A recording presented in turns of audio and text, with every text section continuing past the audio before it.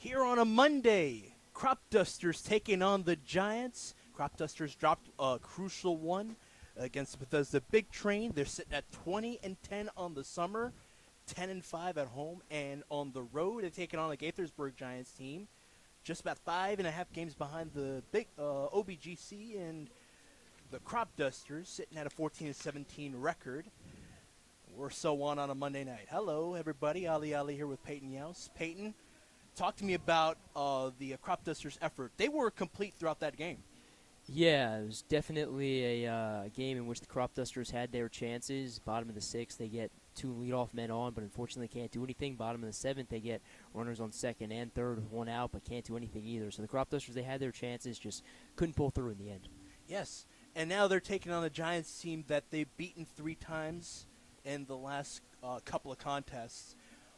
What part of their game do they need to bring out and highlight as they play the Giants? Yeah, it's simply about execution. When you get runners on the base pads, you can't strand them there. You got to bring them in.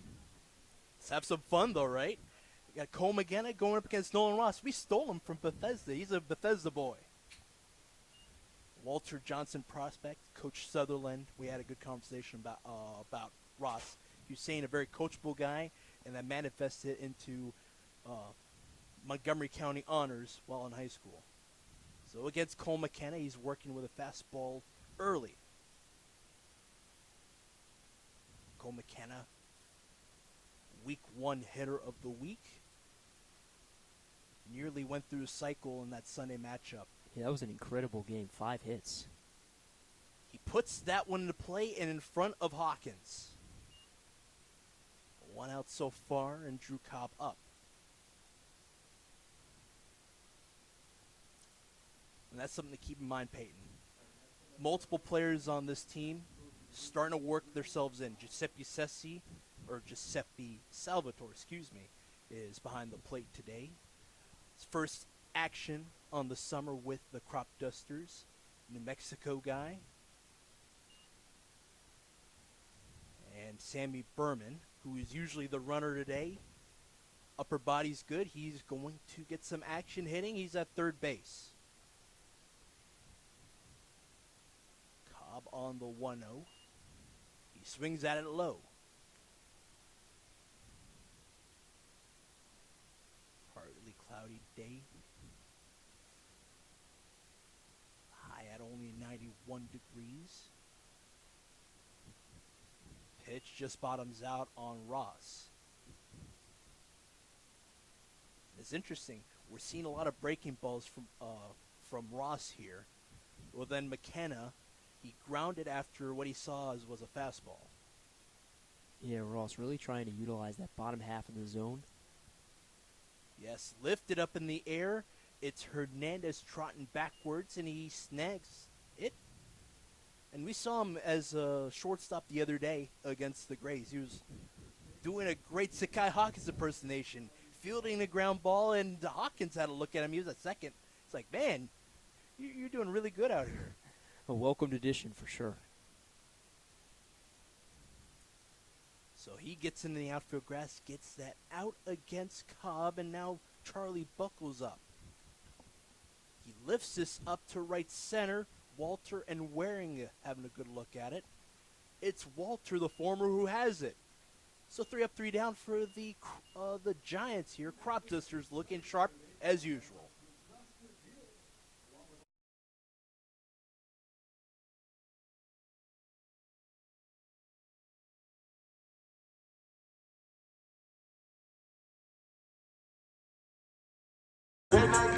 You're watching Giants versus Cropdusters. I'm so honored to be with Adam Reed. How you doing, Adam? Doing well. How are you? Yes, I'm doing great. Thank you so much. Tell me about the Big Train game and then the previous games before that. What are your thoughts on it? Yeah, Big Train game last night. Unfortunately, we had a bad inning.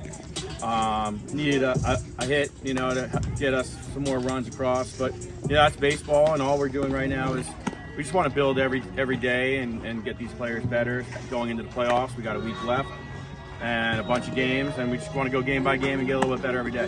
What's good about this team, he heads a team that's great at pitching, great at hitting, fielding, and he also has time to do baseball camp as well. How's it been like for you? It's a busy summer, but I love the sport of baseball. I love working with people and making them better, and I'll do anything for anybody that's into baseball. So I love it. Thank you so much, Adam Leader. You got it, Mike.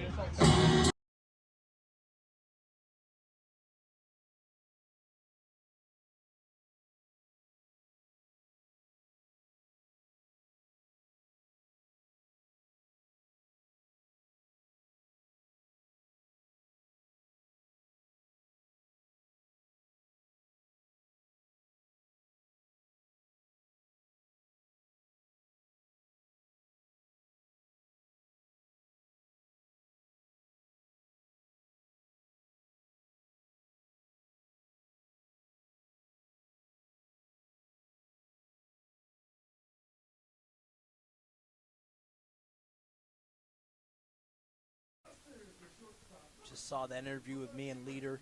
I'm telling you, Leader is someone who takes pride in helping out the youth. Yeah, and it shows. He's a guy who has all the accolades in the world, but he's always wanting to pay it back. Now to Sakai Hawkins, who will lead things off for the Cropdusters in against Shannon Olney native. Just grazes that side of the box. Yeah, and with Sheehan, you want to see that command start to tighten up. A 6-10 strikeout to walk ratio so far this season, and just under 15 innings pitched. So definitely want to try and get some more strikes. And he will start that off with a nice fastball low. It's Hawkins up now. He had a knock in the fourth.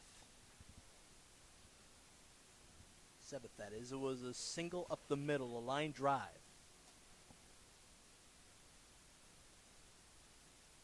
Once more, and that one goes low.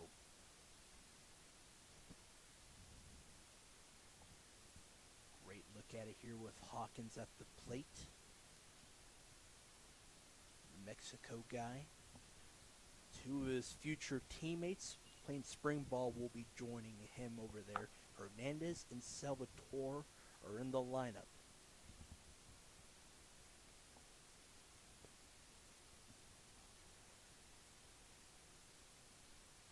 Three-two is up in the air to left field. Cobb looks at it and gloves it for out number one here. Cropdusters against the Giants. Sheehan trying to work that command, but Cobb helps him out.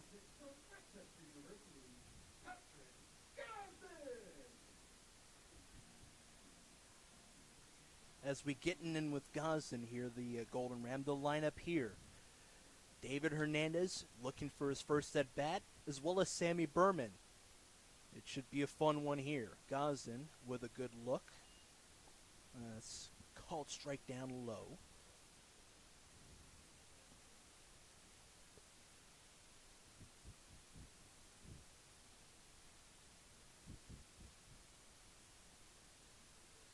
Breaking ball just misses that low and outside corner. And it is Gosden. All PSAC honors. Fourth at bat in the summer. Coming late to the Cropdusters. A grand slam at this exact ballpark. He looks at a breaking ball. He's up ahead of the count. 2 balls to 1 strike, 1 out.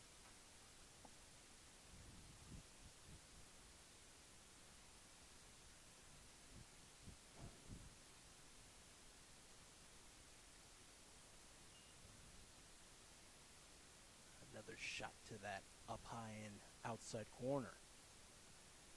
Patience is the key for Gosden. Going up against Sheehan from Frederick Community College, the Cougar against the Ram. And looks help out with Gosden. It's a 1-out walk for him. Yeah, nice to see him batting towards the top of the order. Last night, hit in the 6 hole, but definitely a guy who excels towards the top of the order. And now here's Cade Walter, who's going to come up to bat. A guy who had a grand slam in his own right as well against the T-Bolts. Game 3 of the summer for this Olney Cropdusters team. One half game behind the top seed Big Train. They gave them a good scare, up 3 runs to nothing through 2 innings.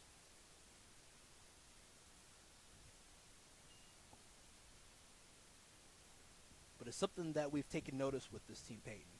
Couple of innings, they don't get hits, but they make the other team pay with walks, hit by pitches. It's just a combination of just getting on a base anyways. Yeah, we've seen kind of 2 sides of the Cropdusters. First few weeks, it was just walks and singles, really no extra base hits, and Walter does that right here, but over the past 2 or 3 weeks after that, it was a lot of home runs, a lot of extra base hits, so kind of seen both sides. And sprinkling some singles right with that line drive. How about that? 2 men on, and here comes Max Waring. North Carolina native. Was in the lineup in the middle of the order. A knock in the second. That was the second hit of the day for the Cropdusters. He was driven home later on after a nice RBI and a double later on.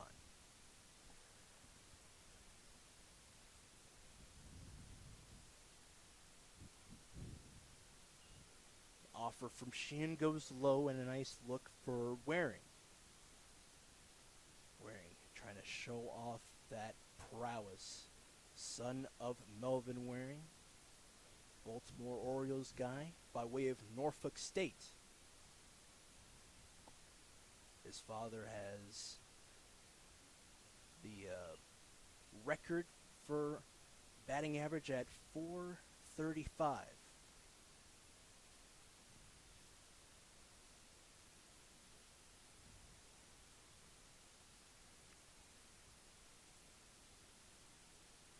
Is going to be playing for Rutgers in the spring. And he will swing at the ensuing pitch. The 2-0 pitch from Sheehan breaks through to that lower half.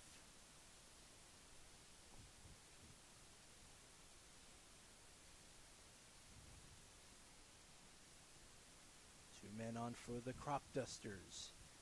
Waring looks upstairs and to the outside. Middle infielders for the Giants, Cole McKenna and Dominic Trolio on that ensuing pitch, kind of lean closer to the base runner Gazin. Gazin is sort of halfway between the bag and the shortstop. Waring is clipped, he is aboard. And just like last night, another opportunity for the Cropdusters to put some runs on the board. All 3 runners covering the bases, just one out. They have to capitalize, though. Walter's at second, Waring at first, Gazin at third. And Walter has the first hit of the day for the Cropdusters. Nice line drive up the middle of the field. Now to Hernandez.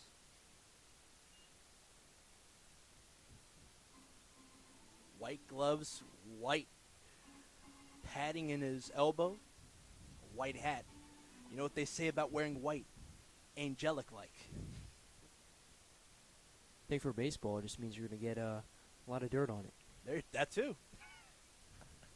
And how about this? Up the left side it goes. He will wave through Gosden and will have Walter stay put at third.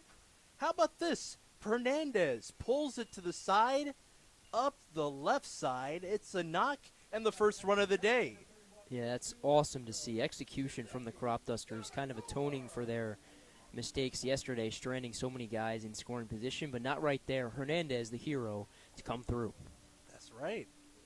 Now to Giuseppe Salvatore, Johnston, Colorado guy. Another guy who's looking to use his power.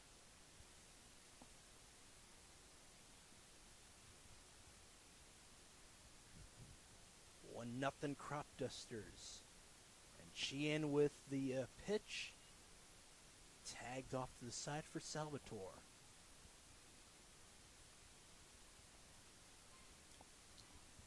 Hernandez with the grounder up the left side, a single and a run driven home in Gosden. And they're 2 guys that Brewer picked up late in the summer. I've gotten to see them converse with the coaches. Just sweethearts. Couldn't ask for better players anyways. How about this opposite side away from the glove of Buckles? Walter will score, and again the bases are loaded for the Cropdusters again. Waring moves up, as well as Hernandez. Salvatore joins them with an RBI and a single.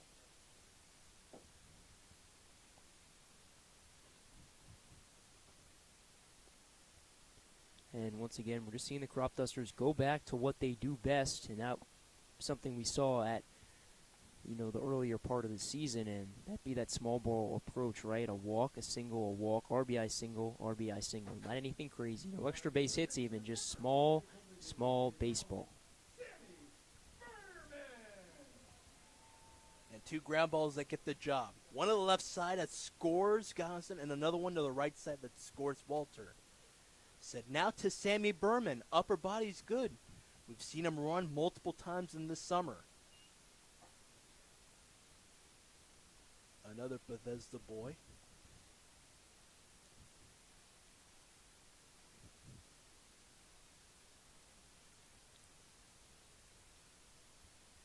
And plays ball for the University of Maryland, the Terrapins.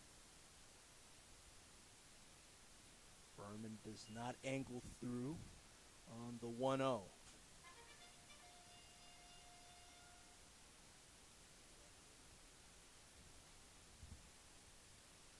Great look at Sheehan at the mound. Berman, the 7th spot up. 2-0 lifted up this time to right. Easy out for Nicholson. Waring is going to come home though. No throw all the way at right field. Waring scores. Sac fly for Berman. 3-0 the score. Yeah, that's just called doing your job right there if you're Berman. It's your first at-bat of the season. Don't need to do anything crazy. Just try to put something in the outfield. It's going to score a run with 1 out. Does exactly that. Hernandez and Salvador do not move up, so they stay put. 2 New Mexico Lobos. And Ahern, the Mountain Hawk, looks it upstairs. Nice fastball sprinkled through for Sheehan.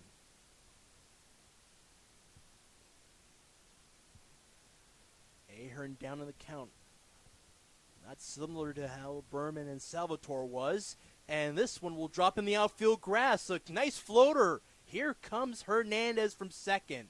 And from first to third, sliding through, is Salvatore. Great work from Ahern. A knock, a double, and an RBI.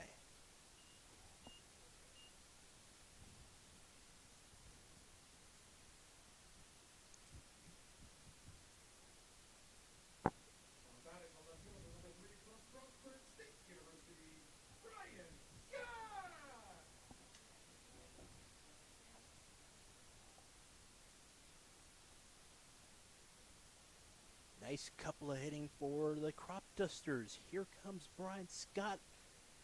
Swings at it early. Early and often Scott has been the guy who rounds out the order. A single to right field on a line drive against the big train. Was stranded on in an inning where the Cropdusters took the lead.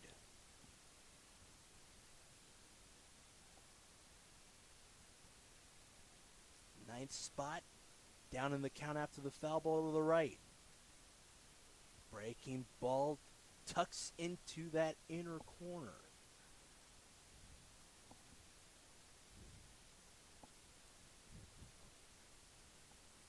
Comes out to Calabrina 2008. Same walkout song as Jimmy Kirk.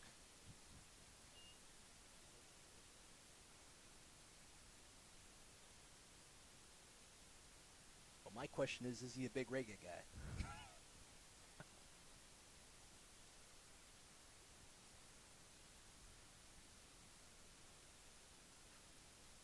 Back to the glove of Sheehan and to the first baseman Buckles' glove. We're through the whole order for the Cropdusters. They've got 3 hits so far, And how about this? 4 hits. Beautiful work.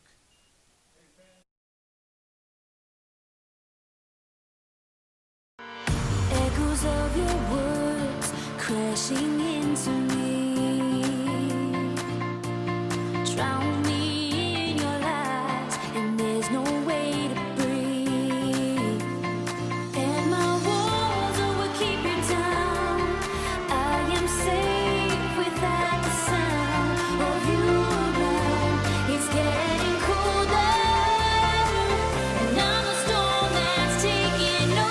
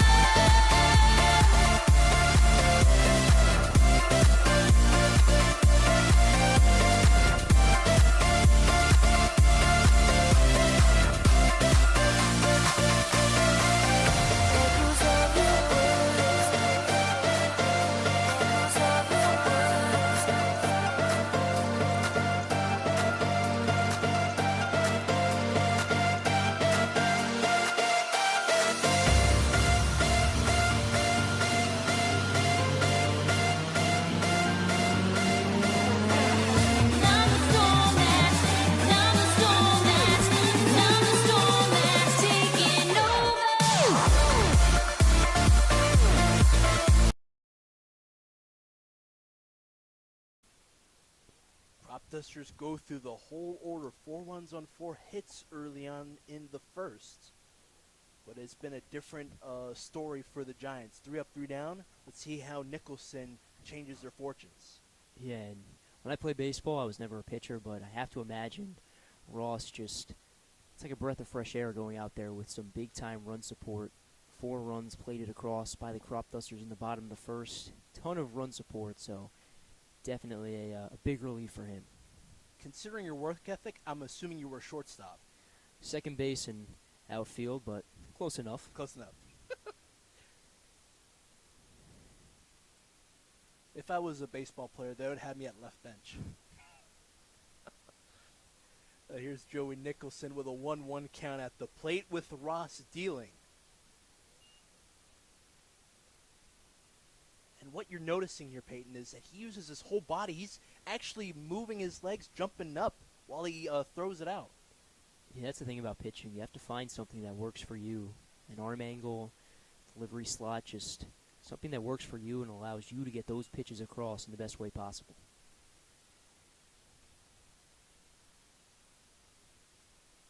The pitch missing, and the count will run even once more. 2 balls, 2 strikes. Ross from Bethesda going up against Nicholson, who leads things off for the Giants. Wave and a miss. Strike 3. 5 pitches to retire the leadoff man in the second. Dominic Trolio has been a successful batter against the Cropdusters. He scored 2 in an early game against the Cropdusters at Kelly Park.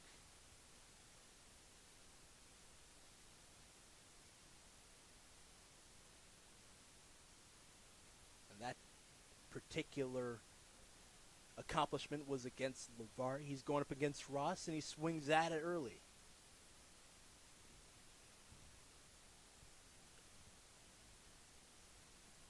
Gathering himself is Trolio after Nicholson struck out after 5 offerings. And once more, he has to step away. When it comes to swinging, how important is your equipment? Yeah, it's vital. It's I think it's more important than people really make it out to be, but yeah, of course you can succeed with, not the best equipment, but it's a vital part. Could you think it's him just settling his nerves down a bit whenever he moves his gloves like that? Yeah, and some guys have certain tics, certain tactics that have to do. We talked with Chrisman yesterday, and he said that he has to shave down his fingernail before he goes on to pitch. So some guys have, those certain tics, annex, before they go on. One of the unique things. What's unique about the Cropdusters? Sakai Hawkins, whenever there's a ground ball his way, he gets that crucial out. 1 out against Nicholson on a swinging strike after 5 offerings. This one takes 4 to retire Trolio. We're up to Drew Jordan with 2 outs.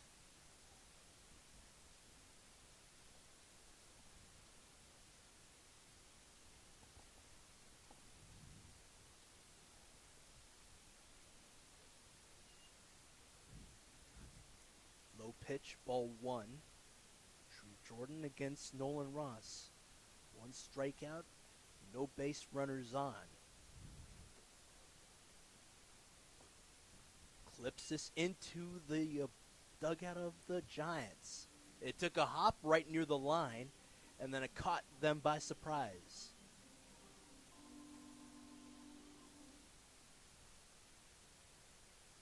Infielders sitting comfortably, awaiting the 1-1. Swung on late. Outfielders out there for the Cropdusters: Brian Scott, Cade Walter, Max Waring. Only seen 1 fly ball, and that was tagged to right center field deep. And this will go back up the middle, but it scoots off of the mound. And it was helpful for Drew Jordan. He is aboard with an infield knock, beat it by about 2 steps.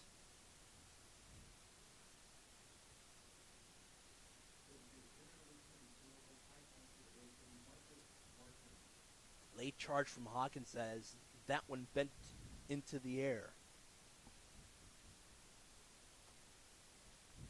How about this, Peyton? Your favorite guy, High Point guy. Here's Marcus Martin with 1 out, or 2 outs that is, and a hit. Yeah, High Point, not to toot our own horn, but definitely a school, a baseball program on the rise. Got to see our guy Ty Brockbill get drafted yesterday by the San Diego Padres in the 14th round. A guy I had the pleasure of calling games for last summer in Lexington, so a great all-around kid, and this is a program on the rise for sure. Martin's still waiting on something to work for him. He is ahead of the count, though, against Ross.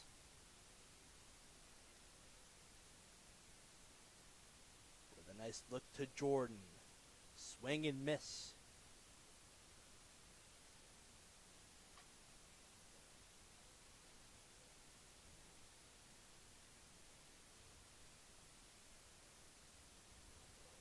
Jordan with that infield knock off the mound. And Martin down in the count. Count is 2 balls to 2 strikes.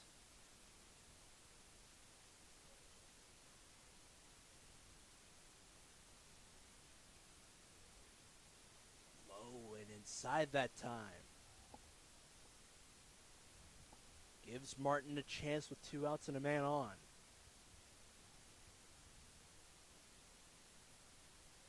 He was able to strike at Nicholson in 5 offerings to start off the top of the 2nd. 6 pitches does not work out for him. A man is aboard with a walk, and Jordan moves up to 2nd.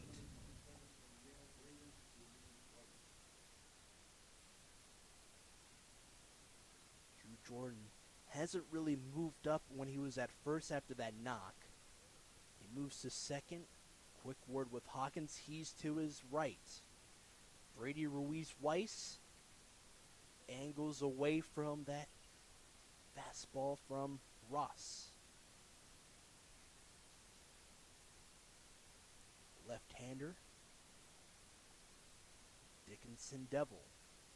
Hawkins cheats over to the bag at 2nd. Lifted up in the air to right center, a little bit more closer to the infield dirt. It's more shallow that time. Walter calls everyone off and gets the out. So they strand 2 on, the Giants do. Not after they secured the first hit of the day, an infield knock from Jordan.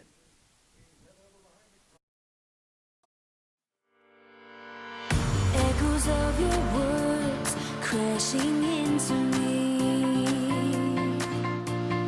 Drown me in your lies, and there's no way to breathe. And my walls will keep you down. I am safe without the sound of you around. It's getting cold.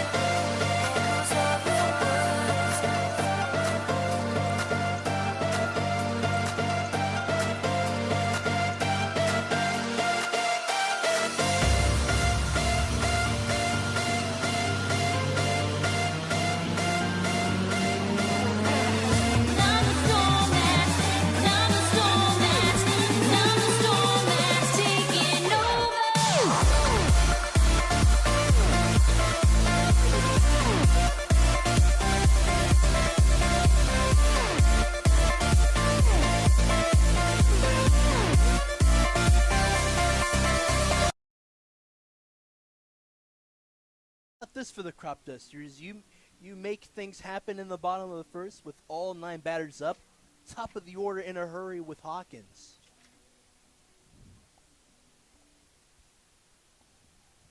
Guy, when he comes up to the plate, shows respect. Pitch goes up high, and it tags the upper half.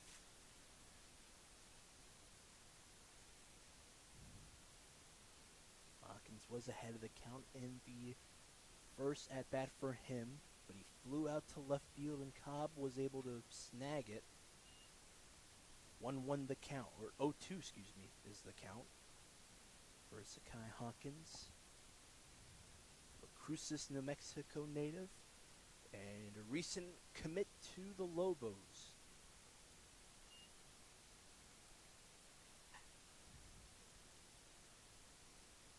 Giuseppe Salvatore, same thing. Played ball at Howard College. Very helpful hand as a catcher over there. This one's to short, and it's off the glove of McKenna and into the outfield grass.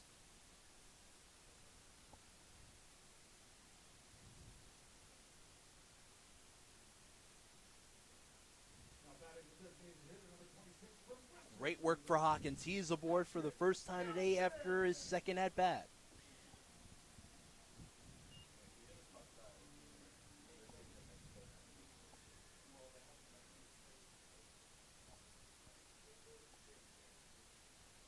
Hawkins aboard safely. Here's Patrick Gosden, who scored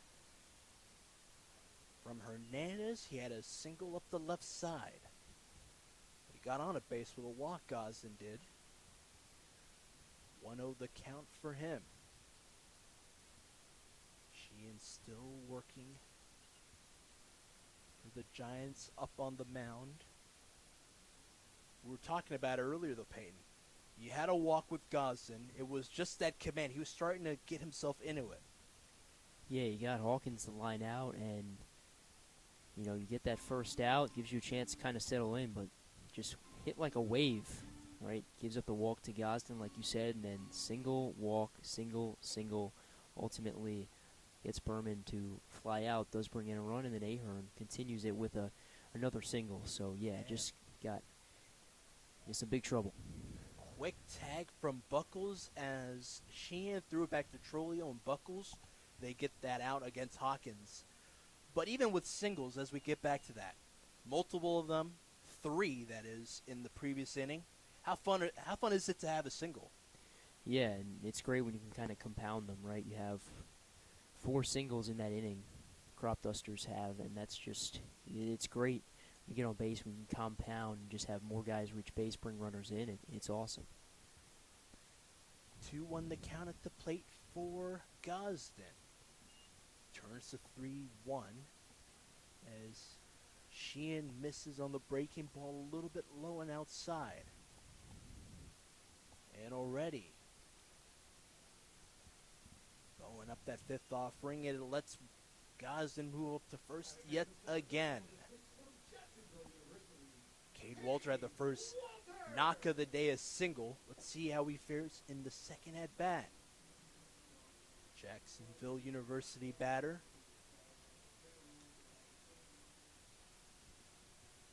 We saw him stole a base yesterday in the 3-run loss against the Big Train. He had 12 as a Dolphin in the spring.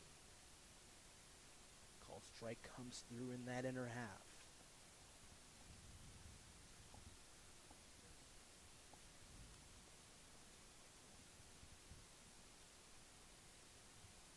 Lifts this time up in the air to shallow right center. And it's Weiss who has a look at it and gets the out on Walter. 2 out after caught stealing out on Hawkins. It took Sheehan as well as Trolio and Buckles to get that one. Gosden still at first. He does not move up.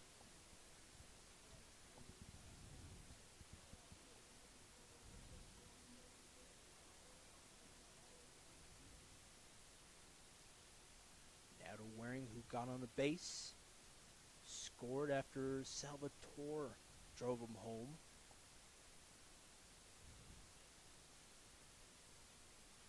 Late offer. The third base umpire, Roland Hins, signals strike one. Michael McQuarrie is the home plate umpire today. And it's a fun one. Cropdusters are up 4-0 against their North Division rival Giants. Just up the road here, down on Muncaster as well as Shady Grove Road, just south. And Philip Burdett is the first base umpire. Swing and miss up high for Waring.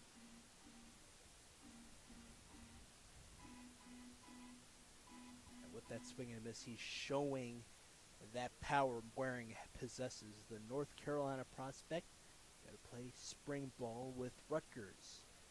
Up in the air in foul territory, it's Jordan who is going to easily cover it up. Gets the third out, stranding Gosden. Cropdusters up by 4 runs.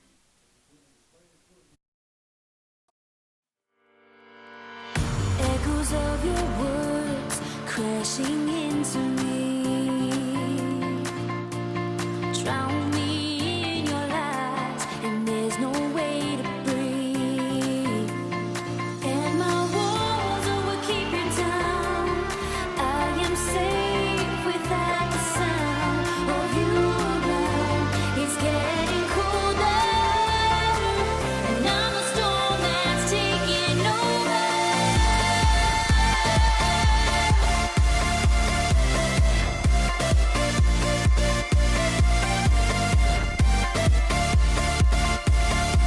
And I'm a storm that's taking over.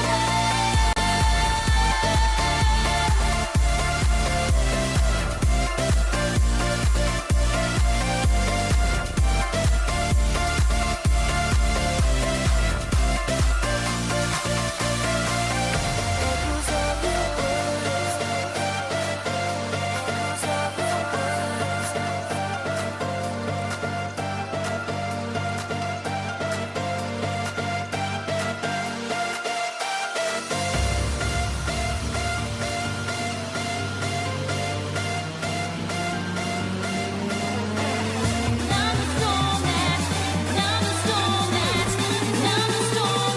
Taking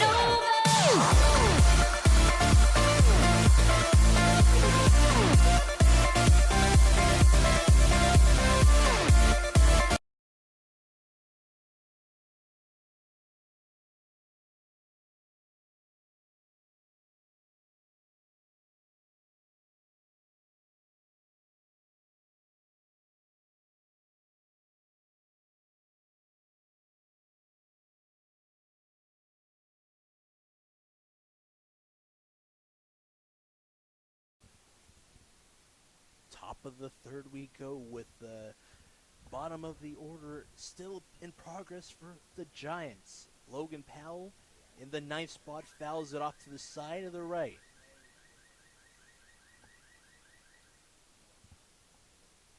Nolan Ross recorded his first strikeout of the day. He's still on the mound. 2 innings of work, allowed a hit, a walk, as well as getting that out against Nicholson. Took 5 pitches to retire him on a swinging strikeout. Powell in it now. 1 ball, 1 strike to him. Pitch goes low.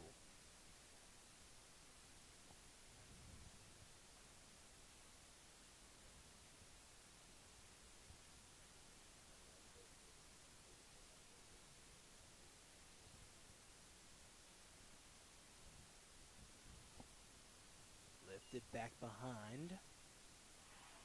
Correct myself. Early on it was a 2-1 count. Now it's 3-2.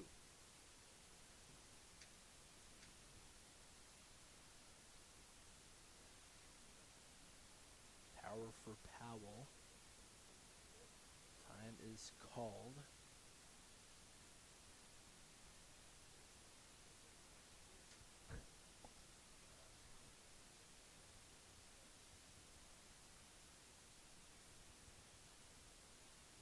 Redo it, and here is Powell with a walk. How about this? A free pass after you struck out the leadoff batter in the second. Cole McKenna and this Batting lineup for the Giants looking for some positives. They get one to start off the third.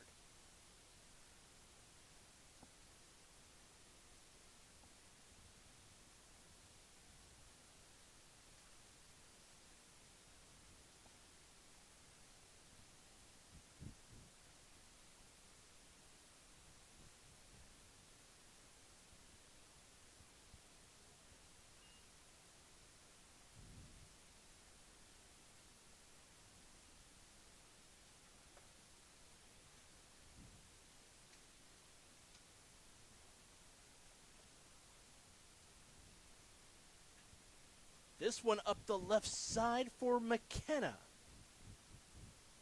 Second hit of the day moves up the designated runner, Lee Turnipseed, and McKenna is on base.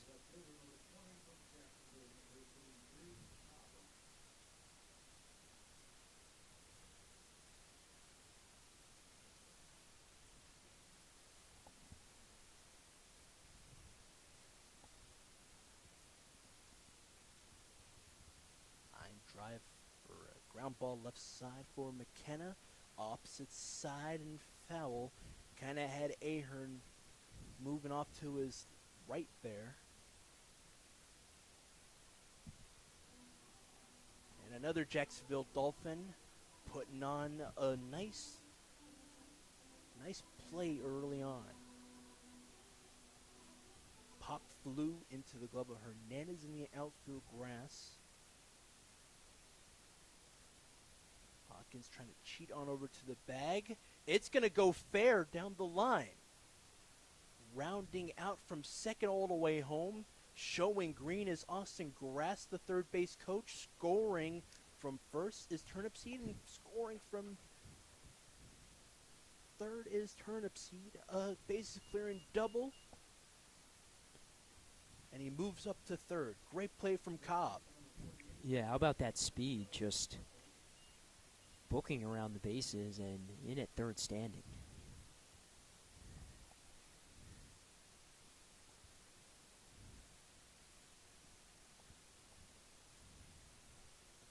Just like that, the Giants cut the lead by 2. 4-2's the score. Nolan Ross does have a strikeout in this game. Back in the second, no outs, 1-0 the count for Buckles. Nice breaking ball. And it sticks in the lower half. It's called strike one. Buckles cheating right near the plate, and he bats left. Low offer, wave and a miss.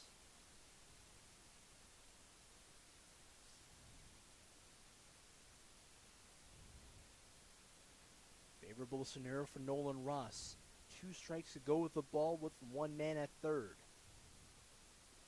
Tagged off the plate.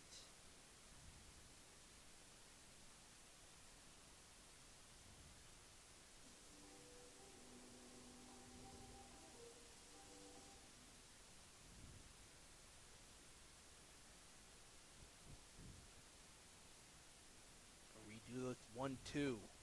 Up in the air to left field. Brian Scott over there. It is off of the wall. And it will score a run. And how about this? A 2-run shot for Buckles off the left field wall.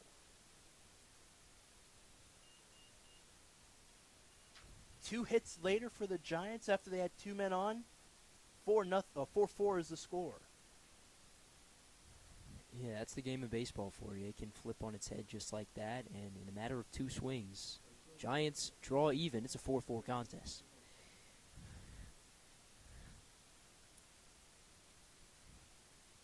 We are all knotted up here in the third. Joey Nicholson, second plate appearance.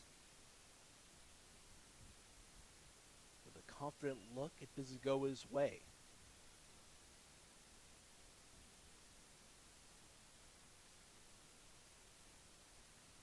Still has that poise on the mound. Trying to work the fastballs in. This one breaks through outside of the zone. similar to what we saw against the Big Train yesterday. Lucky hits for the opposition. It works out for them in the 3-run win.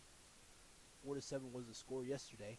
And 2 crucial hits from Cobb, a double, and then a homer from Buckles, which scored him as well as Cobb.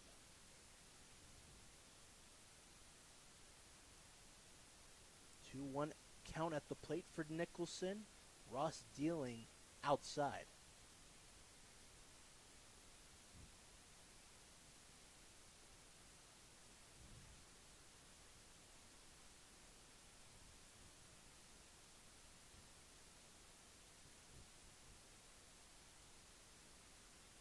Inner half that time. Full count for Nicholson.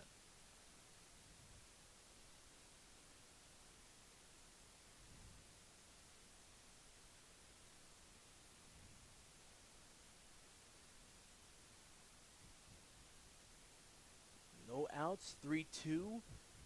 Bounce off the mound once more. It's Hernandez with a nice throw on back to Ahern.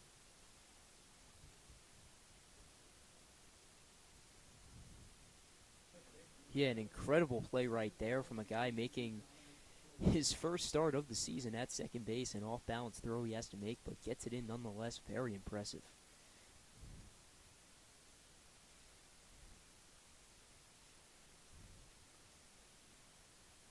Another ground ball that just hit the mound.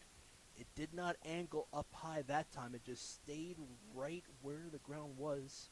Trolio up, grounded to short back in the second.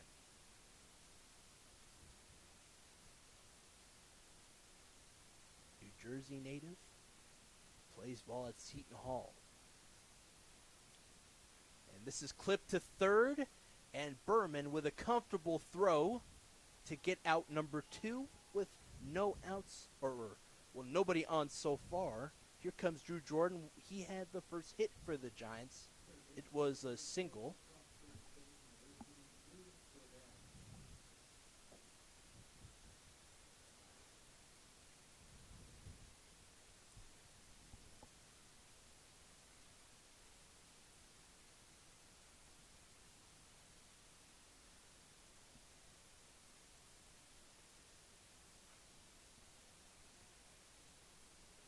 Nice floater for Jordanez. He gets another knock.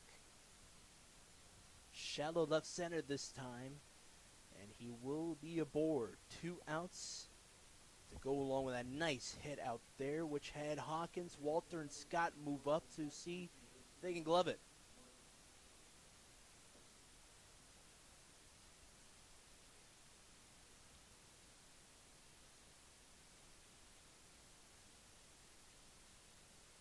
Aboard in a tied game. Top of the third. Marcus Martin up, who was stranded on in the previous inning. And what he started off was a count where he was down in it, and he is ahead of this one, 2 balls to no strikes.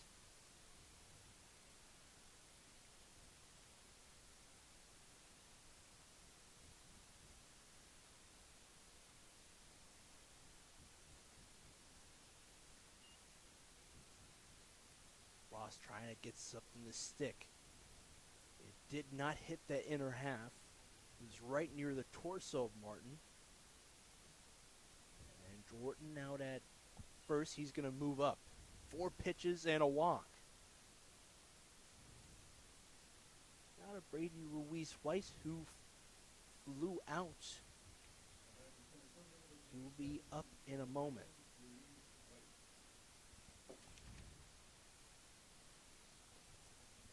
And with 2 men aboard, Rosenthal will have a quick word. Yeah, you're the Cropdusters. You're hoping Ross can go at least this inning and then one more after that, possibly 2. But you have a stretch of, it's 8 days, 8 games. It's not easy. You got to try and save and serve that bullpen as much as possible. So Ross, you would have to assume, kept in for this inning.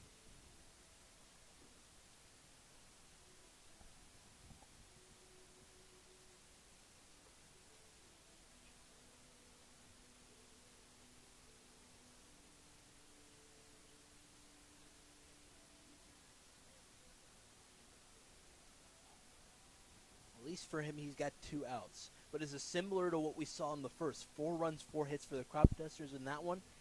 4 runs, 4 hits so far, all punctuated with that 2-run shot to left field for Buckles. Luis Rice is engaged and ready. Ross delivers inner half.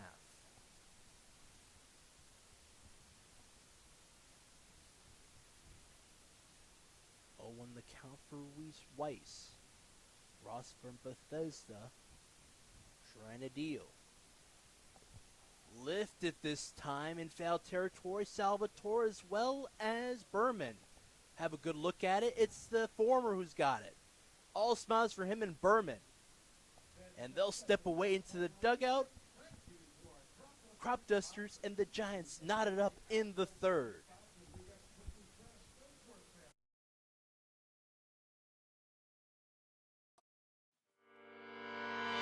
Echoes of your words crashing into me, drown me in your lies, and there's no way to breathe. And my walls will keep you down. I am safe without the sound of you around. It's getting colder, and I'm a storm that's taking over.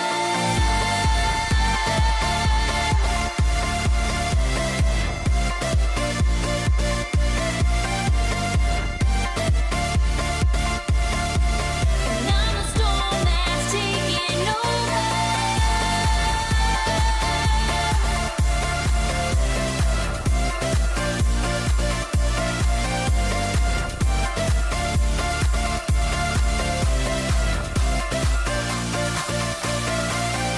Echoes of your words, echoes of your words.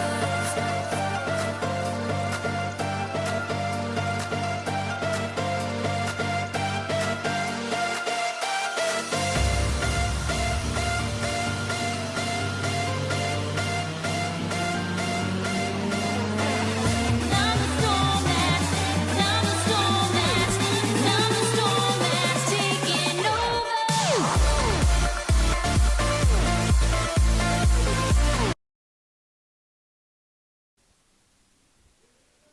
Great action going on here in the bottom of the third.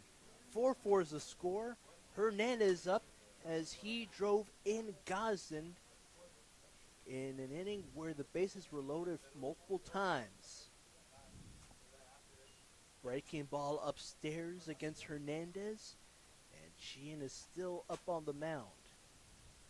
Doesn't have a strikeout, gave up multiple walks for Gosden. But it's Hernandez dealing as he squares through a bunt. It took one hop, and then it goes foul. Yeah, we said it before the game. I mean, he's not a big strikeout guy, and just over 14 innings coming into this game, only 6 strikeouts, so he tries to work around that the best he can.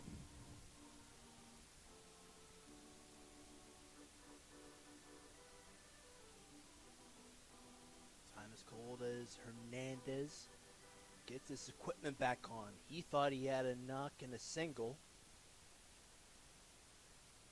1-1 count as Sheehan delivers a fastball. Nearly grazed the shoulder, the outside shoulder of Sheehan, or excuse me, Hernandez.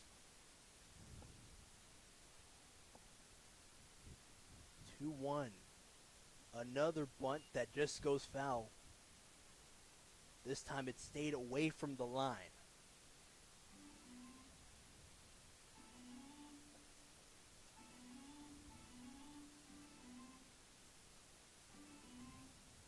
Something that he loves to go to early and often. The bunt. Donis Rodriguez has been showing that yesterday against the big train, but he did not make contact with it. 2-2 angles just the opposite side of Hernandez.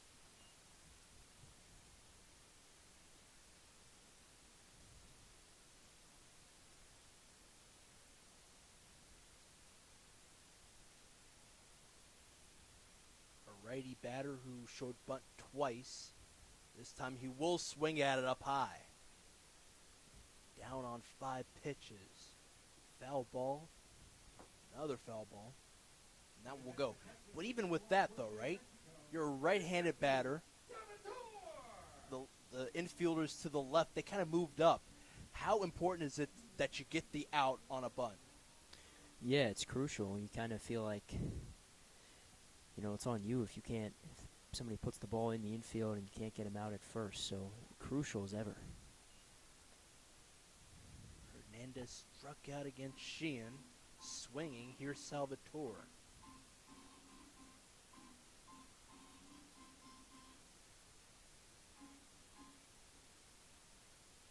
Guy who caught the last out of foul out in the top of the third, in which the Giants were able to get back into this game. 4 runs on 4 hits.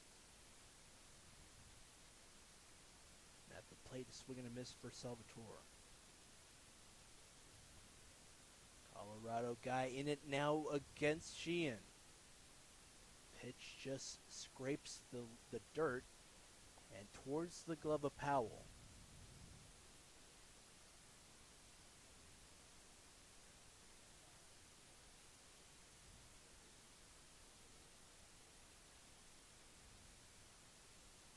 One ball, 2 strikes for Salvatore after the leadoff man took it to the limit against Hernandez. 5 offerings, struck out swinging, and a punch out at the plate. He offered at it towards the inside of the zone. Yeah, I think that's the broadcaster's jinx for you. We said how he's a guy who doesn't really rely on the strikeout really at all, and what does he do to open up the inning? Back-to-back strikeouts.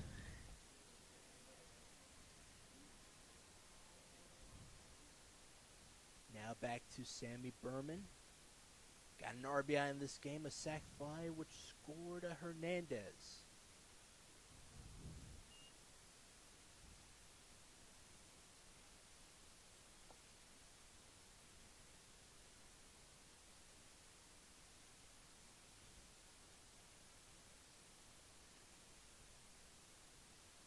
Breaking ball missing there for Sheehan.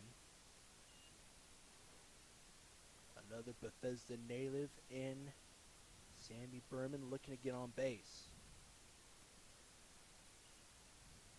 The looks helping him out here. He's ahead of the count. 2 balls, 1 strike.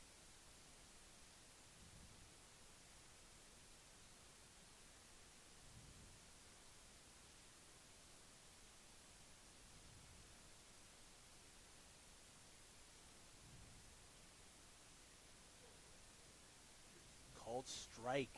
That just paints that outer half. Berman reassuring himself, hey, it could go either way. Let's see how he fares. 2-2. Sheehan against Berman. Sets its way down low and outside. Full count at the plate for Berman against Sheehan.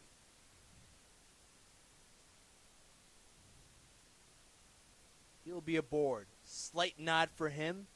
A character, too, I might add, for Berman. In a good way, though. Yeah, now he's back to his typical position in between the base pads, that is. Now he's in a familiar spot. He usually is a designated runner. He is aboard for the first time today. Exactly. Now to the Mountain Hawk Ahern. He was able to score Salvatore in the first. Great long ball potential. And he's going to lift this one early, and it goes foul to the left.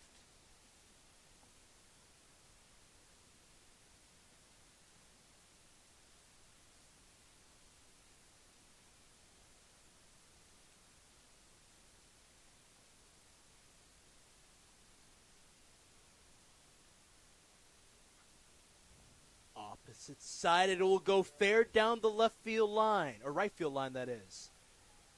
Waving from first all the way to home is Berman. He scores with ease. And the relay, they got him. Ahern is out at third. He gets a crucial knock to get the Cropdusters up by a run. 5-4 is the score. And the Cropdusters are looking sharp late.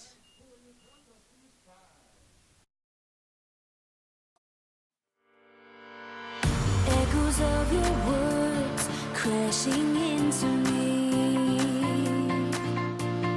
Drown me in your lies, and there's no way to breathe. And my walls will keep you down. I am safe without the sound of you around. It's getting colder, and I'm the storm that's taking over.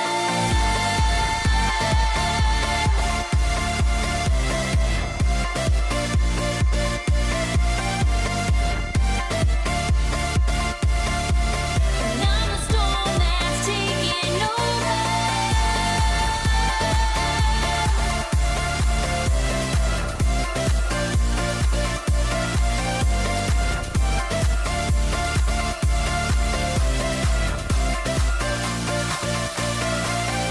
Echoes of your words, echoes of your words.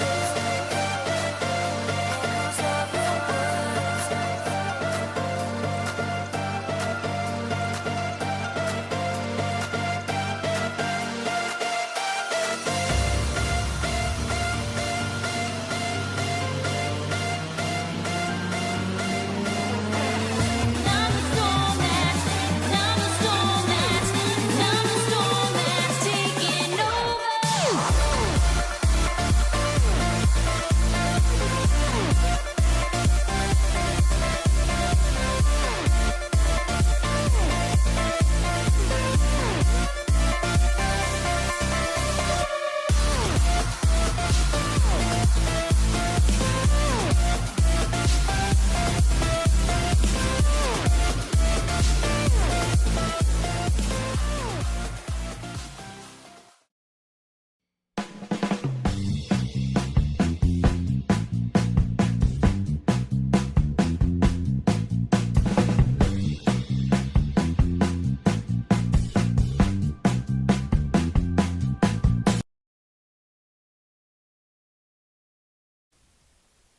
Logan Powell will get things going here in the fourth. He was able to score and get on a base with a walk, all against Nolan Ross. New pitcher on the mound, it's Henry Lewis from UMBC, the Golden Retriever, getting some work. Yeah, hasn't pitched since June 30th against the Metro South County Braves so far this season. 6 appearances spanning 14 innings, 3.21 ERA, and a 13 number of strikeouts. A reliable reliever for this bullpen of the Cropdusters. Angling to the side of the right side and foul for Powell. Lewis is going to be using that fastball early.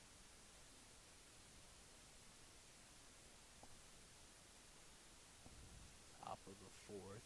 Cropdusters jump up by a run in the previous inning. Ahern was able to score a run, then was caught stealing third. Up in the air to left center, that gap, and it will drop down. Walter and Scott coming up there, and it will drop in front of them. Powell has the first hit on the day for himself. 6th hit for the Giants so far in this one. They're down by a run. There goes Turnipseed to first.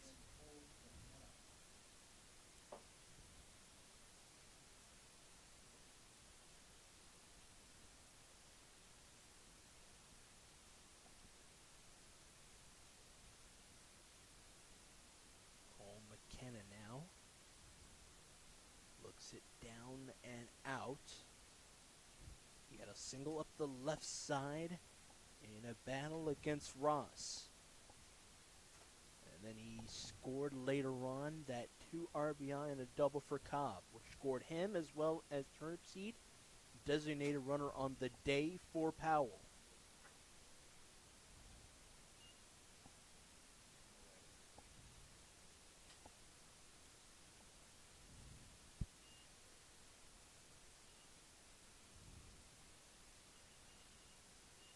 Time is back on for McKenna and Lewis. 0-2 the count. The right-hander in relief of Ross sends it inside as McKenna moving away from the box.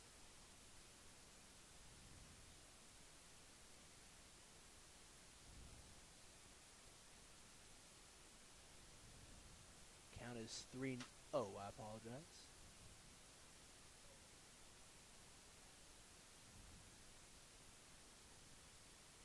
For pitch walk for McKenna.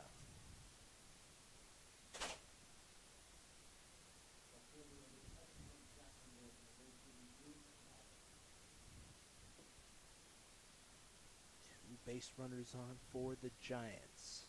A walk as well as a Logan Powell knock. A floater to left center field. Hawkins cheats away from the shoulder of the base runner at second in turnip seed. Pitch goes inside. It misses the zone just a tad bit. Cobb is back and is engaged for this next offering. Buckles on deck. Firm grip of the bat. And this one grazes the leg of Cobb. He will move to first. 3 base runners on. And Buckles up.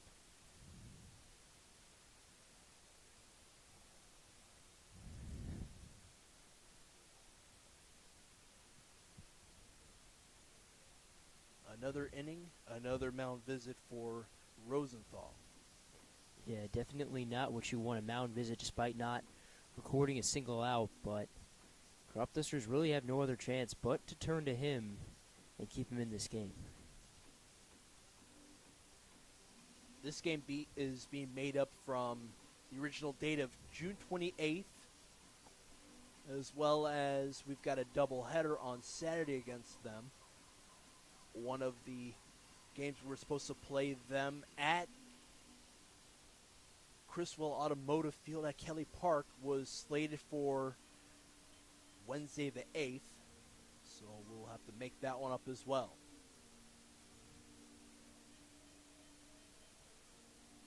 But it just goes to show you how quick the season is. Yeah, it's crazy. It feels like just the other day we started the season, and now we're in the final stretch.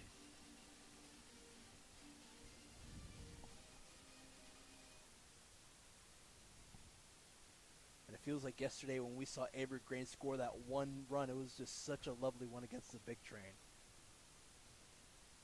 So Buckles up with 3 base runners on for the Giants. Pitch elevates upstairs from the hand of Lewis. And Buckles 6'3" frame using every single part right near the plate. Clips this off to the side and to the backstop. Foul ball. Go along with ball 1. Even count at the plate. Giants wearing their old navy blue look with Vegas gold trim. The numbers and in the sides.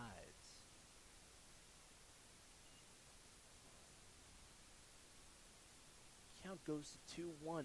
Pitch going low. Salvatore with a nice block.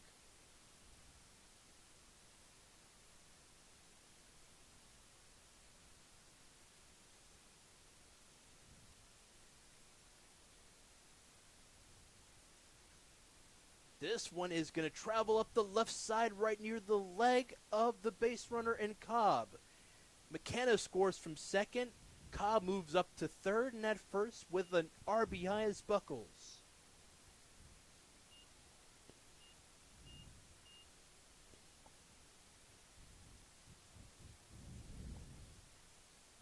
Yeah, and for the Giants offense, I mean, it's just a case of when it rains, it pours. The previous frame, you had Powell draw the walk, and then McKenna singles, Cobb with the 2 RBI triple, Buckles with the 2-run home run, and now Powell with the single, McKenna with the walk, Cobb with a hit by pitch, and Buckles another 2 RBI knock. This one a single. So they're just compounding these base knocks.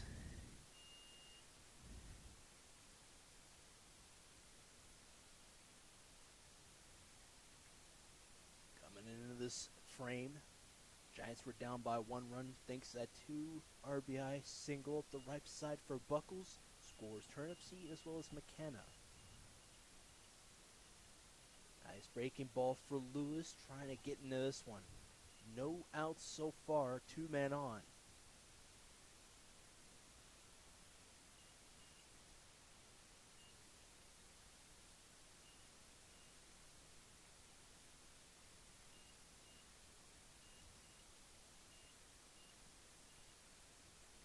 Here's a pitch. Breaking ball past the zone.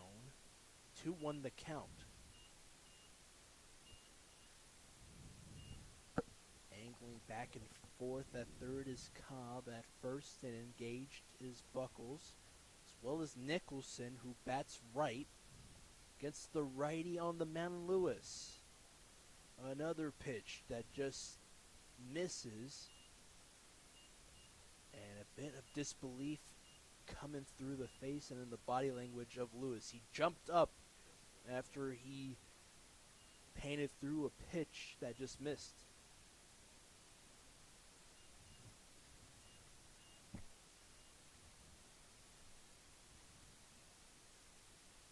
Runner does move up, fouled off to the side.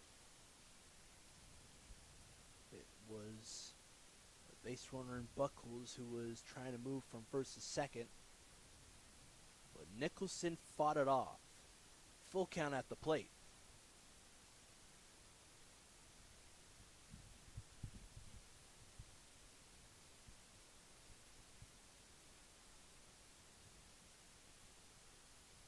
Now they look the way of a sliding Buckles back to first.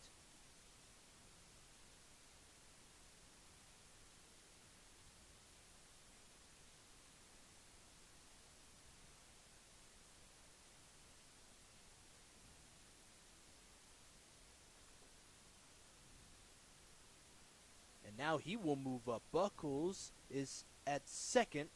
And a man is out at the plate, swinging strikeout to retire a man. And Henry Lewis is now coming up with a strikeout, 1 away, Trolio up.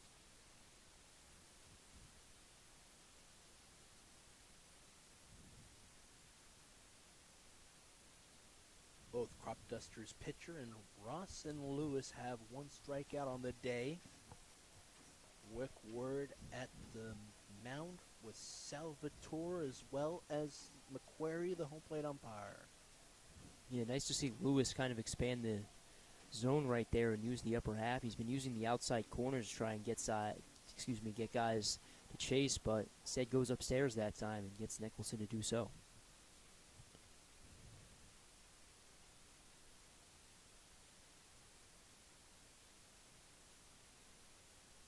Pitch bottoming out. Start things off with Trolio.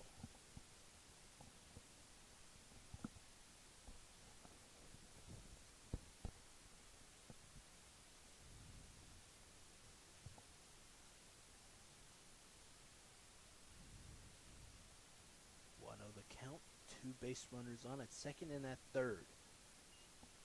Off of the side and foul. Righty matchup. Trolio hasn't been on base yet. Rounded out to the third baseman in Berman in the previous frame.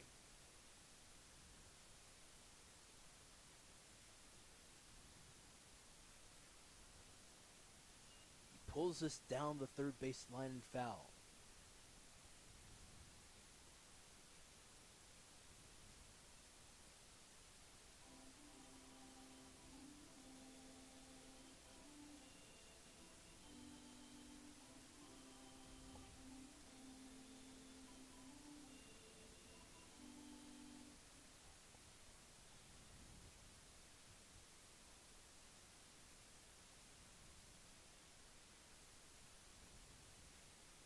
Broken bat. This one will be in front of Hawkins. The throw is there in time. Man to score from third and Cobb. And moving up to third is Buckles on that same play. 2 outs after the grounder from Trolio and a broken bat to boot. And that's a smart decision right there from Hawkins. It's tempting to try and go home, but they're likely not going to get the throw in time and get the force. So I understand likely his his desire to go home, but it's a smart play to get it to first. One man on for the Giants. Jordan into the backstop netting.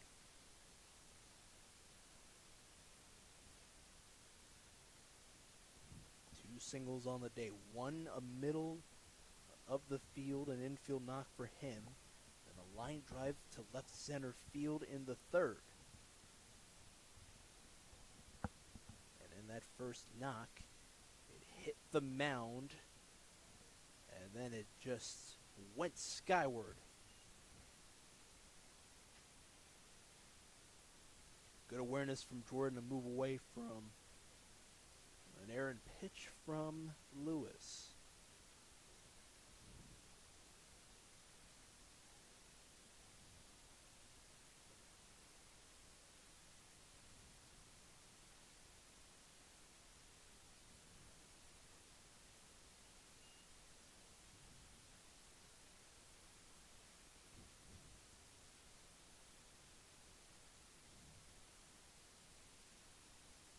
Jordan ahead of the count. 2 balls, 1 strike. 2 outs in this inning. He swung at it, even count.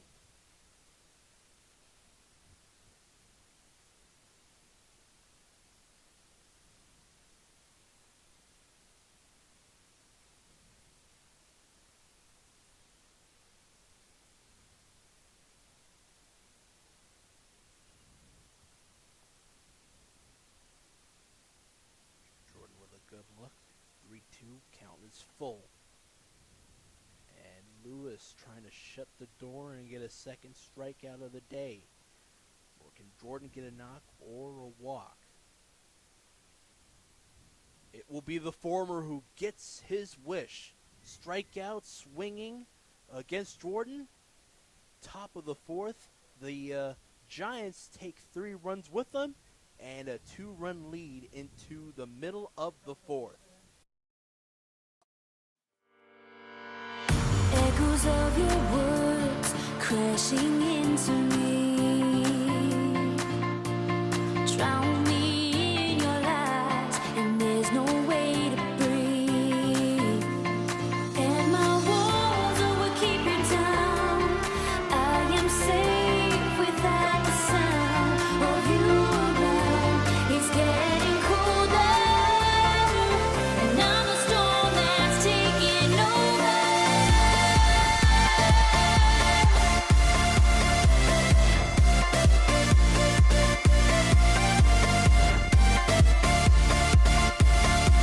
And I'm the storm that's taking over.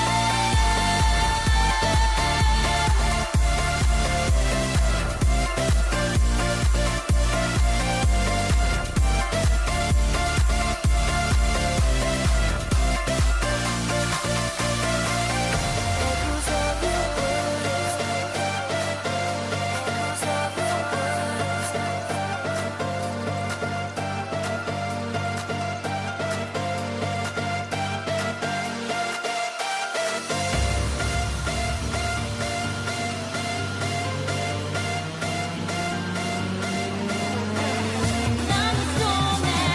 Now the storm that's taking over.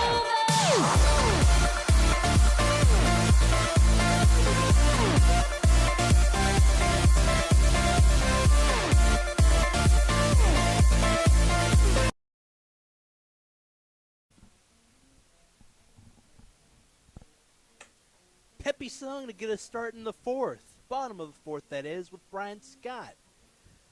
Grounded back to the glove of Sheehan. Already 3 innings of work for him. Allowed 5 hits. 5 runs for the Cropdusters. And the batting team is down by 2 runs after the Giants took 3 runs with them and a 2-run advantage.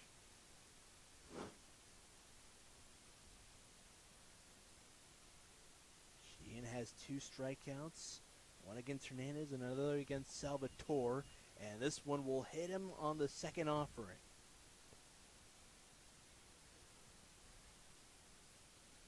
Kind of a slow walk for Brian Scott. He's kind of thinking, hey, Probably that was intentional. He's just like shaking his hand, all dialed in. But he's aboard, though. Yeah, and a great start to the bottom of the fourth for the Cropdusters, because now they send it back to the top of the order, leadoff man on, and nobody out. It was the guy Hawkins. Reached on a throwing error from McKenna, but then was put out. They did their scouting. This is a guy who can steal some bases. He can use his speed, and he has hitting prowess as well. It drops in front of Ruiz Weiss.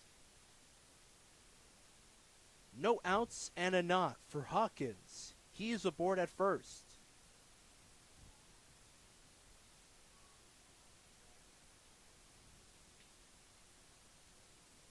First hit of the day for Hawkins. Second time he's aboard. Gosden up. Walked twice. And how's this? Bottom of the fourth, no outs. All Cropdusters have reached base in this game. There you go. That depth on full display once again.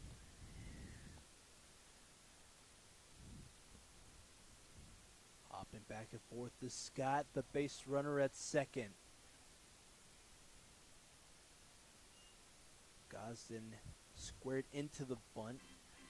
And it was somewhat playable for Powell, the catcher, as well as the third baseman, Jordan.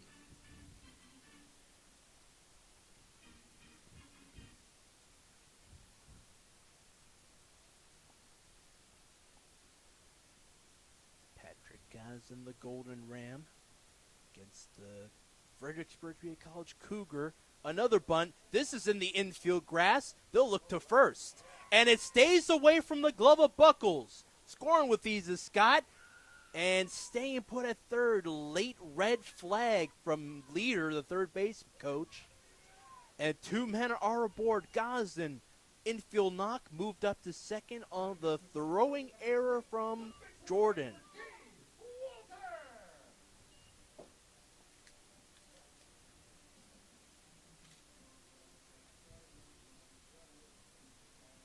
And once again, there's that small ball approach from the Cropdusters. Scott starts with a hit by pitch. Hawkins just a single into the outfield, and then Gosden shows bunt and reaches first, ultimately second off the error. Doesn't have to be anything crazy, nothing hit deep into the outfield corners, nothing leaving the yard. It's just a small ball approach helping the Cropdusters. That will spring over Vinny Capozza, GM of the Giants, as well as pitching coach for them. And in a year where the Giants have said, hey, we're not going into this year with all these injured pitchers, so he will take his leave. They're using a lot of local products in that pitching staff. Sheehan, a guy from Olney. Another guy they stole away from Olney, Owen Singer from the Dusters in the MCBL last summer. Now to Cade Walter. His walk-up song has been playing so long. I'm like, wow.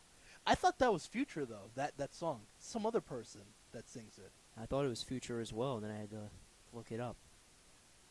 And he's going to test the second baseman, Trolio. Hawkins will score, 1 out so far, and Gosden will move up to third. Moving up to third in his stead.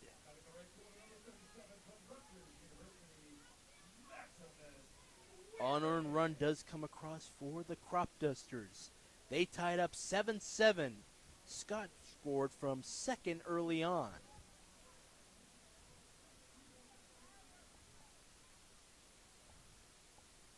Max Waring has a man at third.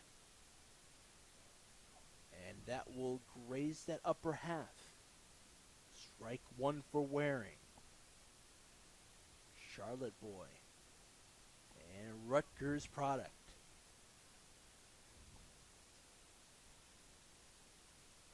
Nice swing, a line drive that drops in that easily scores Gosden from third.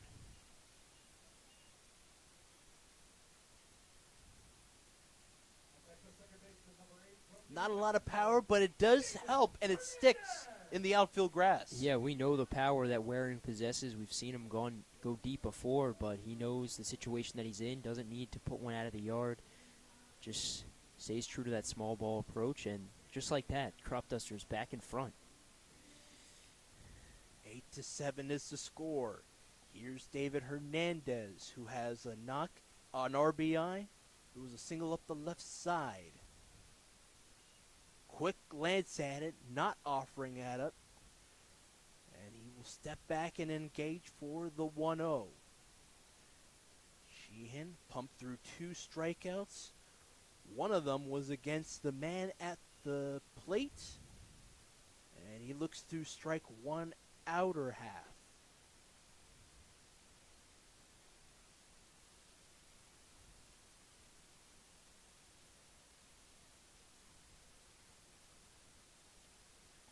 He makes contact with it. It's up in the air to right field, deep and at the warning track. It will be out number 2 for Hernandez. Flew out. Waring stays put at first. Giuseppe Salvatore with 2 outs is up now. Just like Hernandez, he had a single.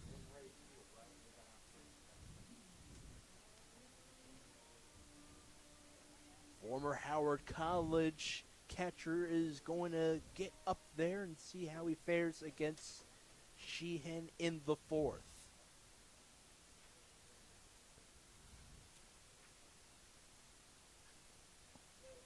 Little bit closer to center field, right center this time. And it will be over the wall.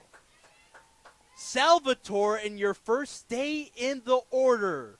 A 2-run shot. Leader is congratulating him, and he steps over the plate, all smiles. 10-7 the score. Oh, man. Welcome to the show, kid.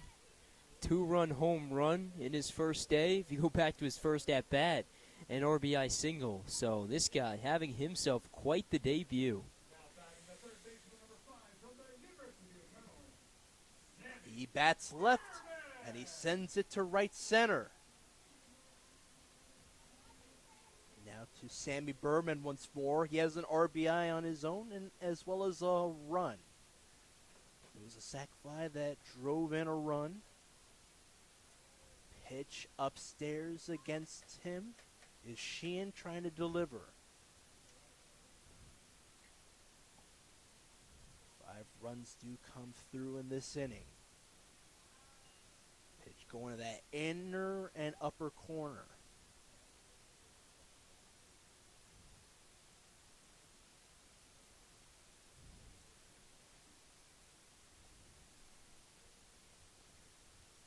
Berman ahead of the count.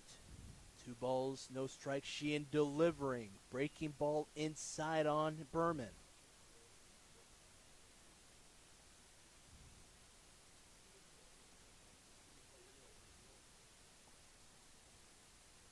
Now to the 3-0. And Berman is aboard. In a hurry with that 4-pitch walk. Here comes TJ Brockway. He used to coach in OBGC Park for the Pirates and a couple of camps, so it spells the day and it's over for Sheehan. 2 strikeouts to his credit. He allows another walk, a second one in this inning. We'll step aside.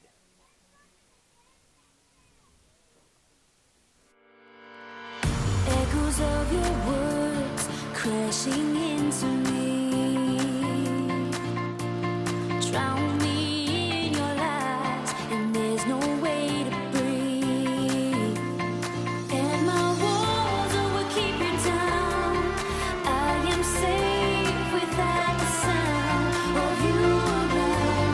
It's getting colder, and I'm the storm that's taking over.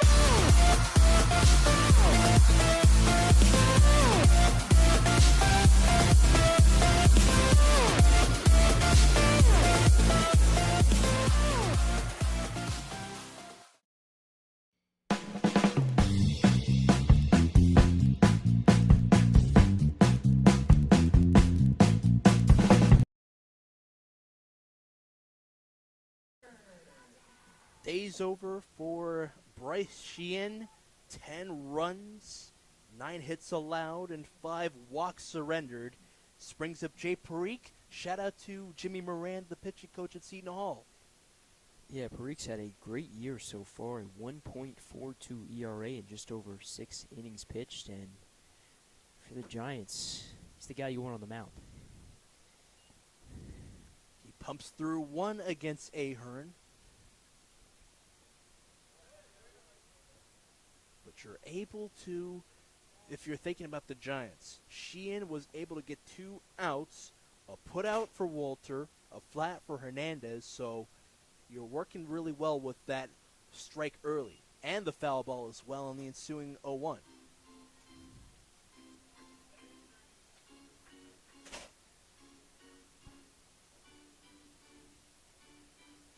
Bottom of the 4th with Ahern, a man on at first in Berman.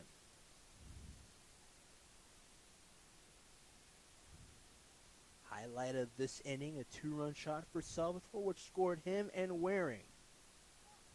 Clipped off the plate and foul.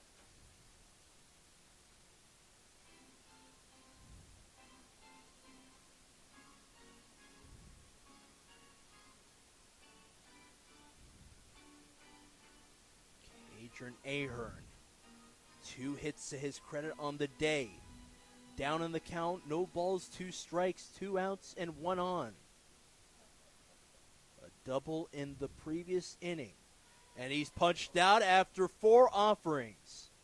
1 fouled, another 1 fouled, and a called strike. And Ahern is back to the dugout. But the caveat, Cropdusters up by 3.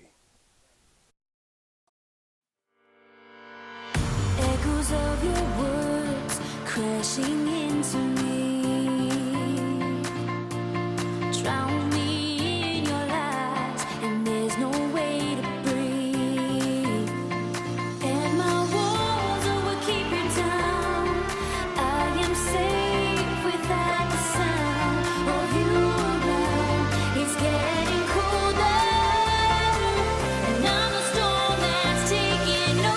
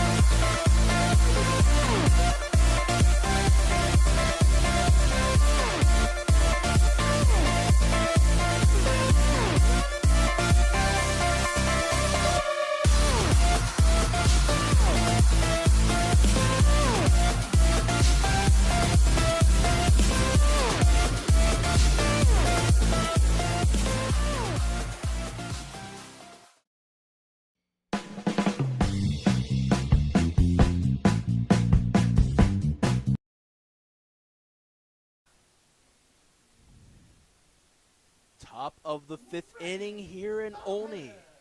First responder field sponsored by Sir Rockville Olney is bearing witness to this high-scoring affair between the Giants and the Cropdusters.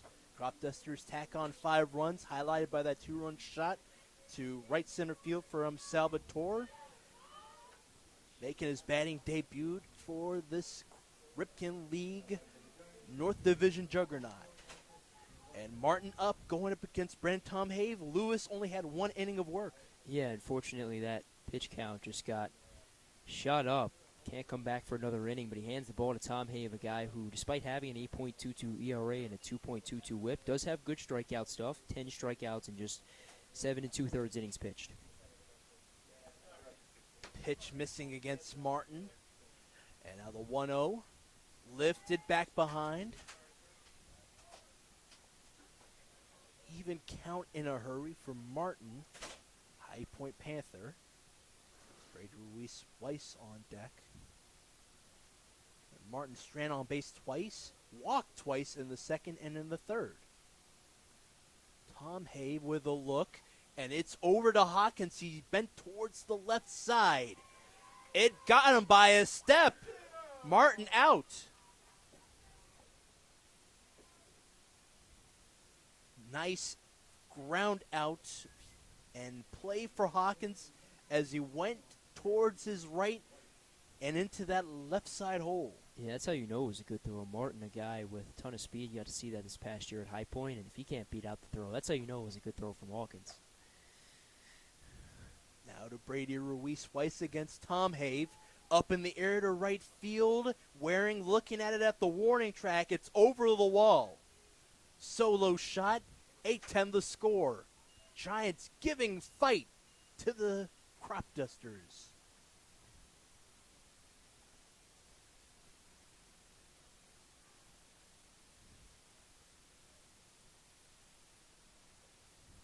Yeah, and they're doing it in a pretty unique way, a way that they haven't really done it all season coming into this game. Just 6 home runs on the year, and tonight already with 2. There's got to be a Giants fan here. It was deafening silence out there. No Vegas gold, no blue, no nothing. Yeah, a pretty quiet crowd here. I see some blue. There's some Giants not Giants, but Knicks fans out in the stands. Shout out, Mark.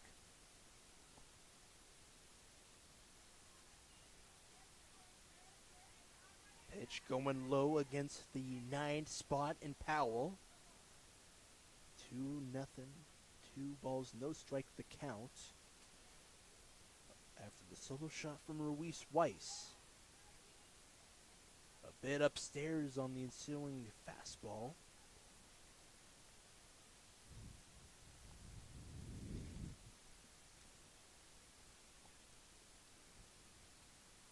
Four pitches after the solo shot.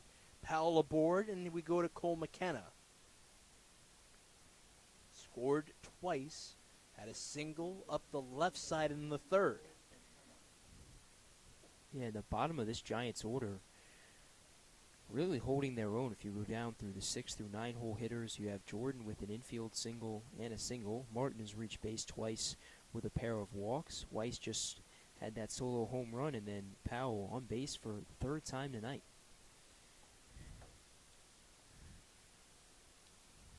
It's a fun one out here. Nice breaking ball, and the crowd loves that pitch from Tom Have.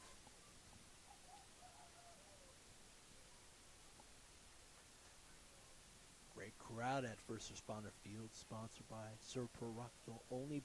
Tom Have ahead of the count against the leadoff man in this order for the Giants.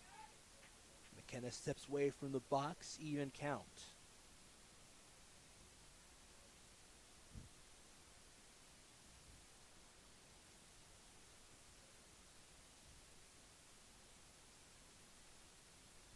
They look the way of Turnip Seed, who's in there for Powell.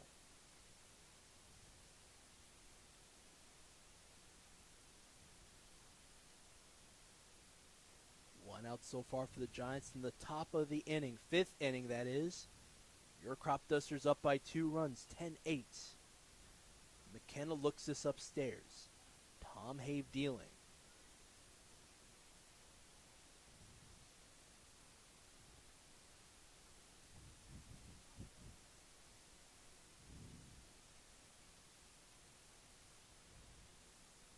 Fastball downstairs that time.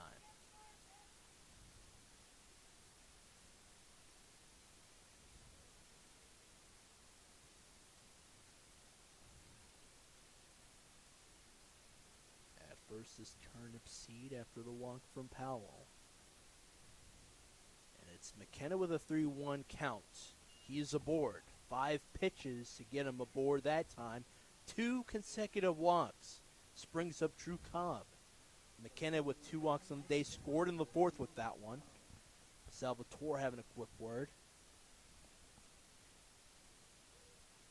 And once again, it's that selection and where you want to place it.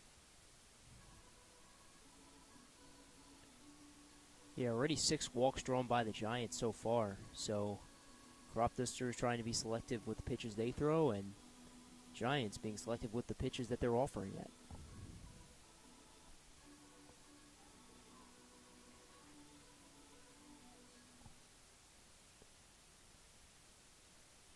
With that second walk in this inning, a solo shot from Ruiz Weiss.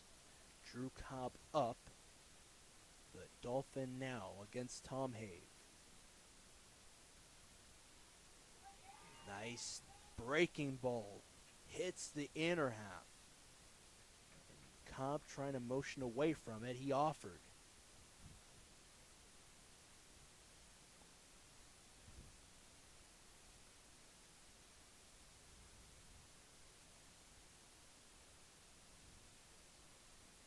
Middle half that time.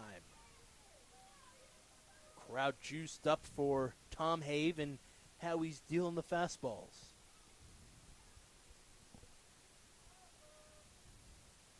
McKenna down in the count with 1 out and 2 men on. Hawkins angling behind the back of the base runner at second in turnip seed. The deal, and this is sent up in the air to left center field. Scott dives at it, makes the catch, throws it on over to Hawkins, and 2 base runners stay put. What a diving play for the Olney native.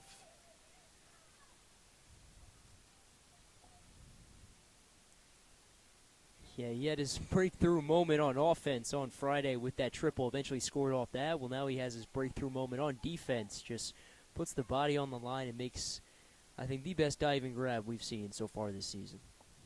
And he's coming back from an upper body injury, too. What better way to see how your health is by making that diving catch? Yeah, that's a risky decision, but it pays off. Yeah.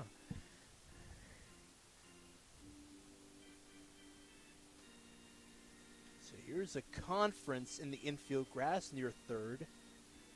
Query, Burdett, and Hins having a word about that previous play. They do signal out. Third base umpire Hins signals that.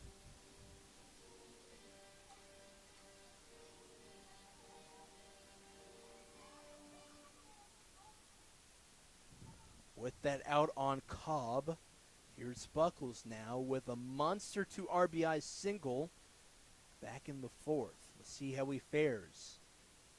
With Turnip Seed at second, and at first is McKenna. This one dribbles, takes 1 hop. Nice play there from Hernandez. An emphatic out. 4-3 ground out. Strands 2 base runners on. And the Giants only showing off that solo shot from Ruiz Weiss. They're down by 2 runs still in the 5th. Echoes of your words crashing into me. Drown me in your lies, and there's no way to breathe. And my walls will keep you down. I am safe without the sound of you around. It's getting colder, and I'm the storm that's taking over.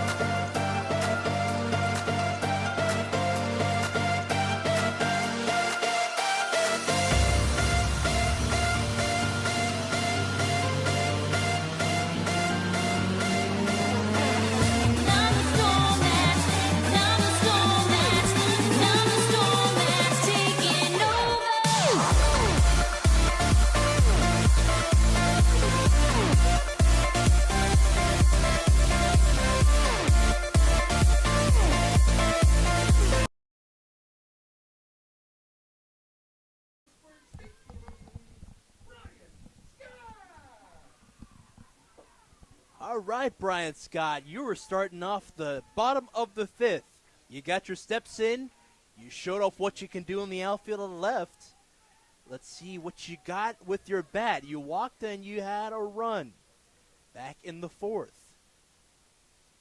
Swing and a miss on the first offering from the hand of Parikh, the Seton Hall Pirate of the Big Ten, going up against the MEC product of Frostburg State. Yeah, it might just be recency bias, but I feel like every time Scott makes a big play in the outfield, leads off the following frame. Yep. Pitch going low and towards that throwing side of Powell.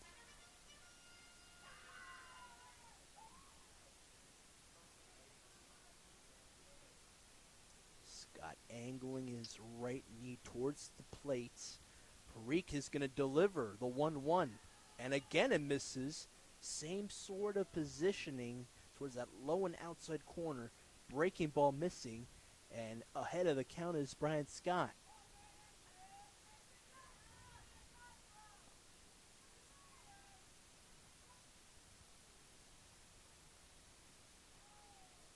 Two the count. Called strike at the plate. Lower half for Scott against Parikh.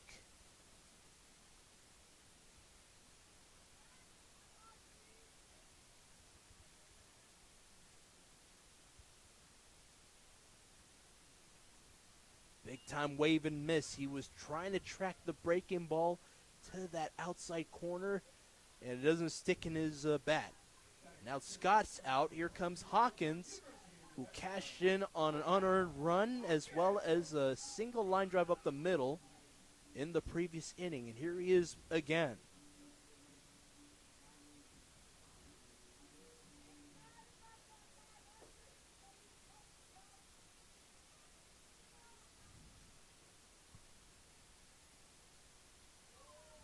Offer and a called strike at the plate for Hawkins.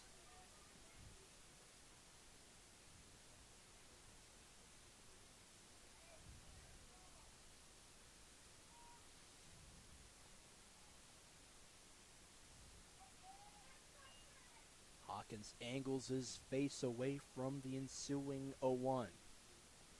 Protect the moneymaker at all costs. That's the saying around here. Now to the 1-1. Hawkins trying to settle into it. Pitch going high from the hand of Parikh.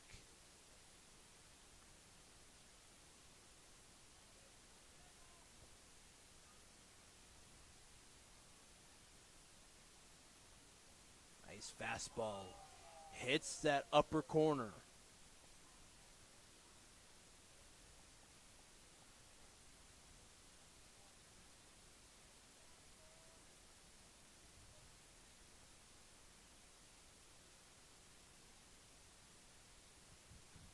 And a nice line drive that drops down in front of Cobb. Another line drive and another knock for Hawkins.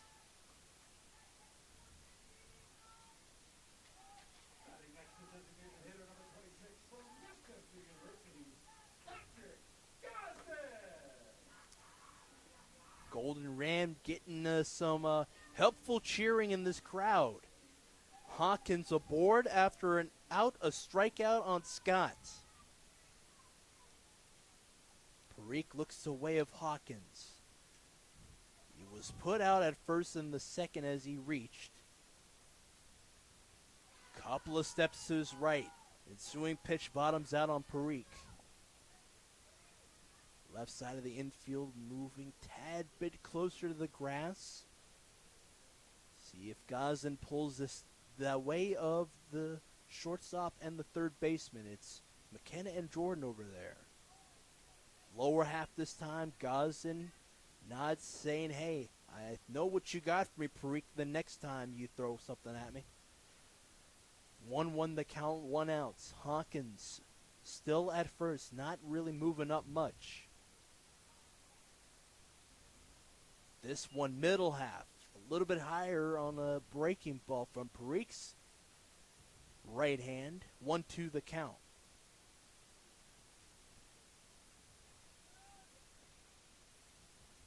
Buckle Nichols with a quick word to Hawkins. He's going to move up. And the throw late gets away from the glove of Trolio as he tagged up at the bag. And at third is Hawkins.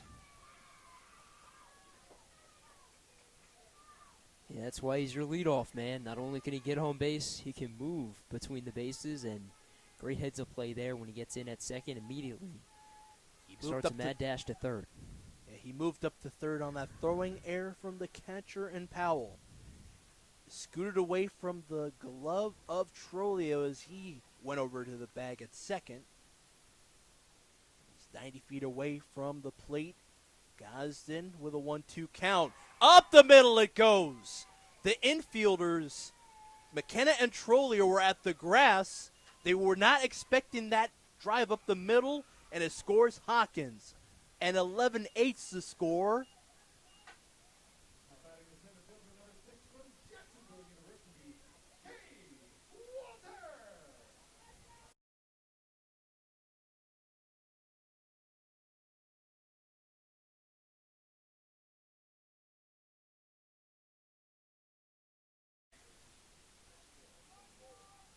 Hawkins scored. Gosden is aboard at first.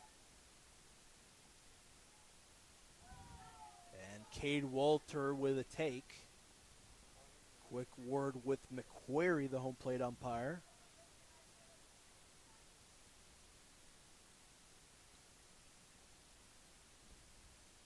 Oh, 1 the count. And he's going to move up quickly. Parikh over to McKenna and back to the first baseman in Buckles with a tag.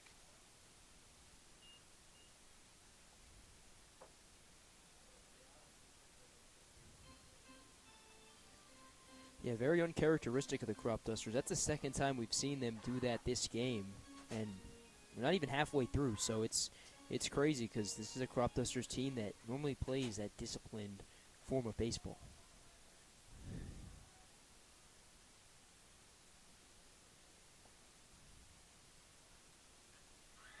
Nice play from Mr. Cade Walter. And this one will drop down and away from the hand of Nicholson. That was a very shaky play from Walter's. Knee made contact with the dirt. He was trying to slide. Sliding double, though, nonetheless. Walter is aboard. And that's where that error comes back to bite you, right? If he stays at first and doesn't get thrown out, does Gosden, he likely scores on that play. Now to Max Waring. Had a useful single, a line drive to left field. You got Walter all the way at second with a gaze and a look, trying to maneuver and see if he wants to move up. Waring takes it downstairs. Crowd is coming to life in the bottom of the fifth. Another run comes across, and Hawkins from third. 11-8 the score. Parikh with a look to to Walter. Waring makes contact, fouled off to the right.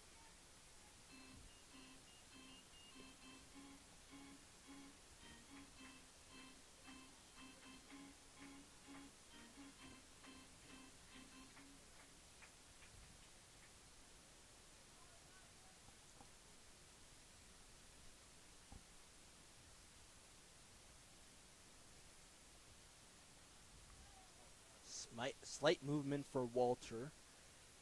Pitch going low for Waring. Time is called as McQuarrie has a quick word.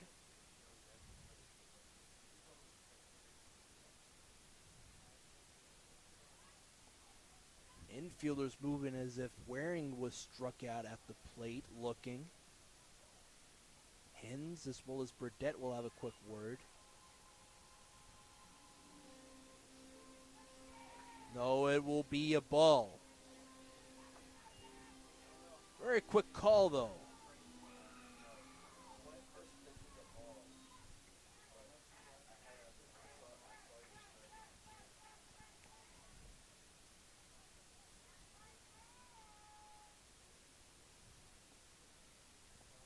Second life for Max Waring. 1-2 the count.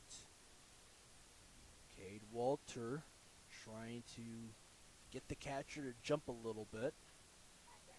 One hop to the glove of the first baseman Buckles, and he shuffles it on through to Parikh. He steps onto the bag. He was active on the mound, though.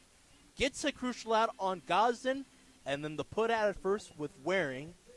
The Cropdusters take a 3-run lead, 11-8 the score. Echoes of your words crashing into me. Drown me in your lies, and there's no way to breathe. And my walls will keep you down. I am safe without the sound of you around. It's getting colder, and I'm a storm that's taking over.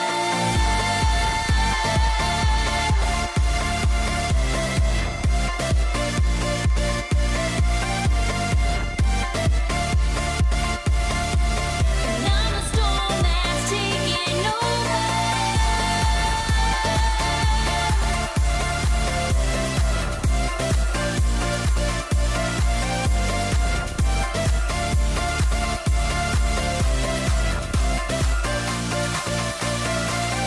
Echoes of your words. Echoes of your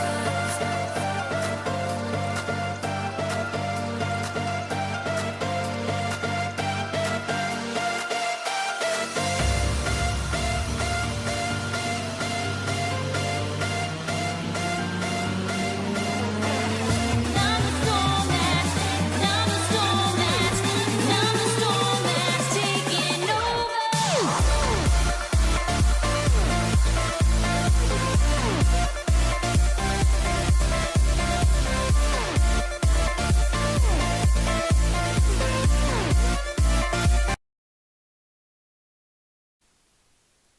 Top of the sixth inning with Nicholson slicing through a foul ball against Brennan Tomhave.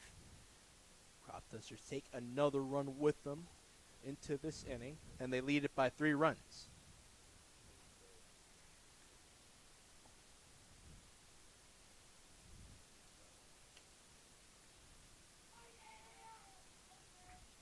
Nice pitch from Brennan Tomhave. Fastball dealing in the outer half.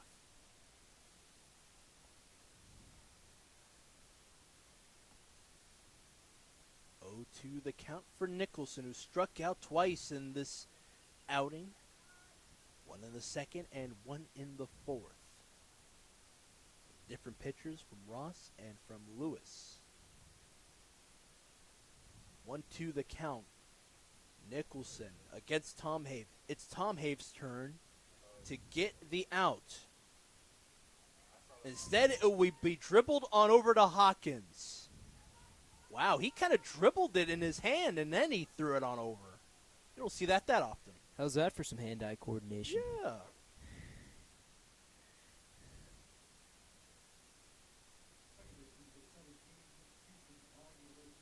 Dominic Trolio, who grounded twice over to Hawkins' way.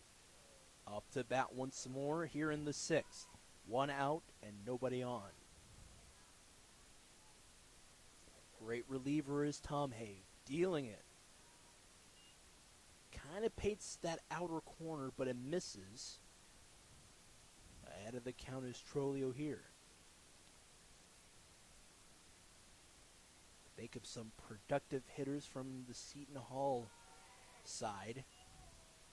Think about who came out of there. Kevin Maluski, who is now a member of Mississippi State, just to name a few. Trolio trying to emulate what Maluski has done in the past in the Ripken League. We'll stay away from the ensuing 1-1 pitch. Trolio in it against Tomhave.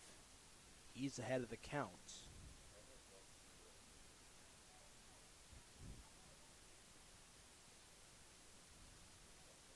Breaking ball hits the lower half.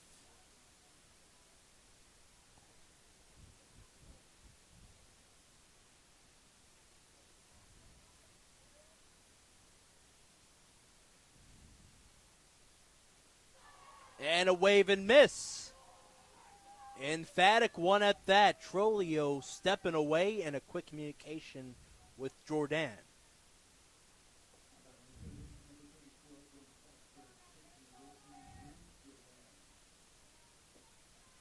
Tom Have in relief of Lewis records his first strikeout in the contest against Trolio. Now to Jordan, who struck out against Lewis in the fourth. Looks through a fastball in the upper half this time.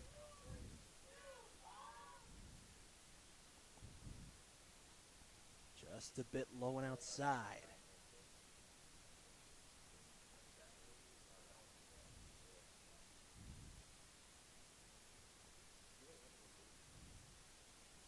Opposite side, this time inside on a pitch from Tom Have against Jordan.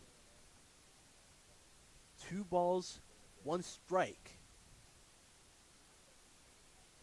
Keeps working that breaking ball, and this time he kind of follows through. He's like, I think I got it, but the call is 3-1. Yeah, he's trying to find something that works for him. Gives up the solo home run, then back-to-back walks, but now kind of in a rhythm. He's retired the past 4 batters he's faced. Hitters count at the plate. 5 offers, and a man is aboard with a 2-out walk. One of them was a strikeout, and the other one was a putout for Nicholson. And now to Marcus Martin once more, who has been who's been at first twice, left on. And you got a man at first in Jordan. Crowd loving what they see from Tom Have here in the top of the 6th. Another pitch that goes awry. Salvatore trying to make some plays. He's been efficient so far. Tom Have as well. He struck out 1 in this inning.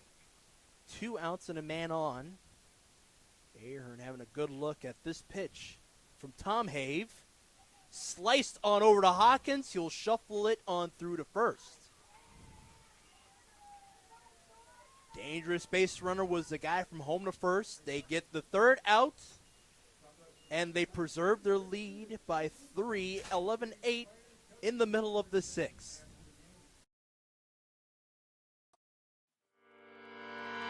Echoes of your words crashing into me. Drown me in your lies, and there's no way to breathe. And my walls will keep you down. I am safe without the sound of you around. It's getting colder, and I'm the storm that's taking over.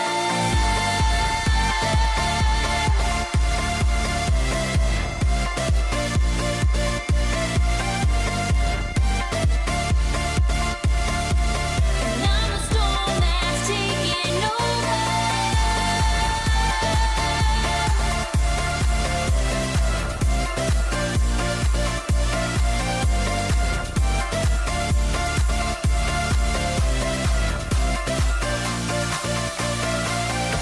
Echoes of your words, echoes of your words.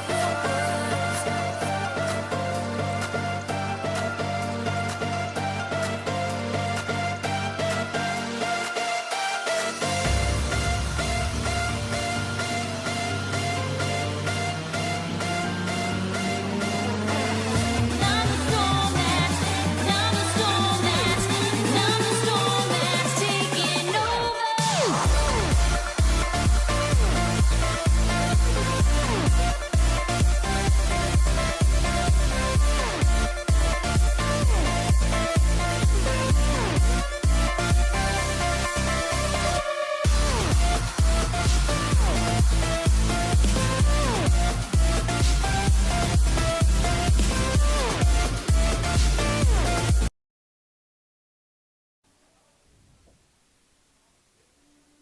Great work from the Cropdusters in the infield.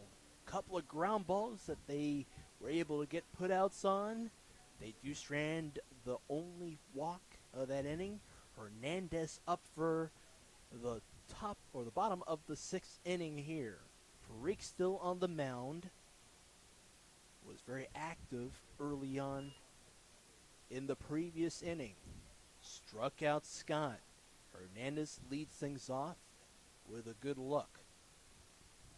Yeah, crazy that the top of the 6th was the first time no runs were scored in a frame since the bottom of the 2nd. Pitch away from the glove of Powell. 2 balls, no strikes so far.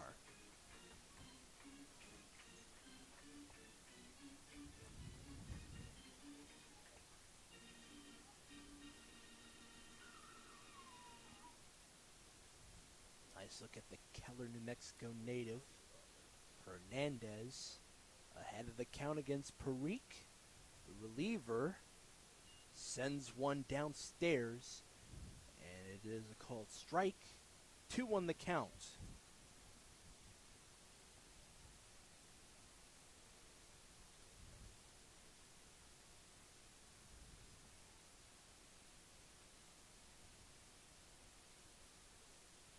To the count. Breaking ball being helpful for Parikh. He paints that lower and outside corner against Hernandez. New Mexico Lobo in it now as he tags this to third and to Jordan's glove. On one hop across the diamond and an out. Salvatore coming up after the grounder to third.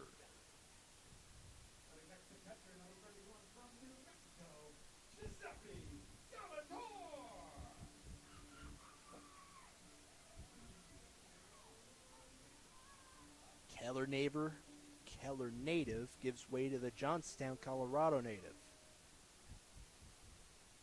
He had a statement shot in his last at-bat, a 2-run shot to left.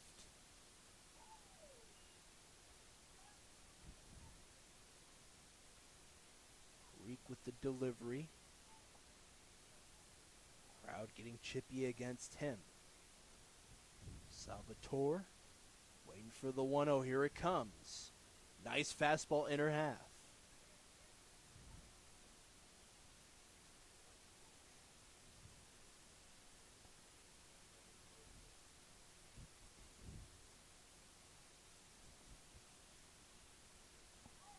Making contact to Salvatore, and it will sneak out of the field of play. 1-2 the count, 1 out.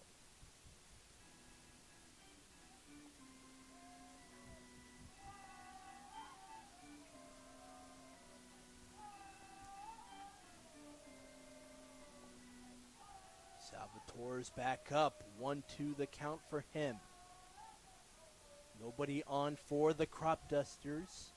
Grounder from Hernandez and a putout. This one just grazes the outside corner and it stayed out of the zone.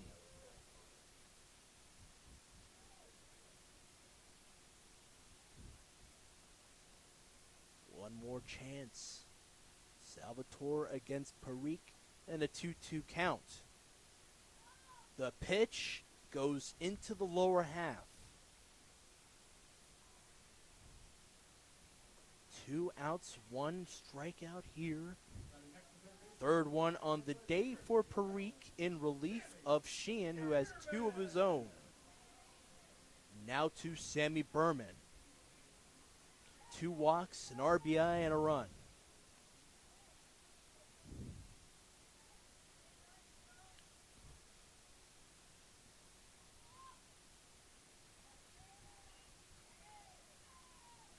Pitch missing that time, low for Parikh. Berman is ready for the pitch, wants to make contact, eager for it. He's moving from side to side. Just slightly, though. He steps away from the box, ahead of the count, 2 balls, no strikes.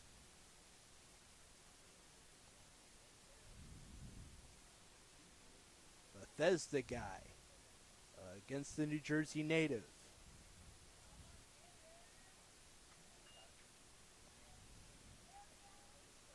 We're looking at an accurate representation of Big Ten versus Big East, so this should be a fun one, huh?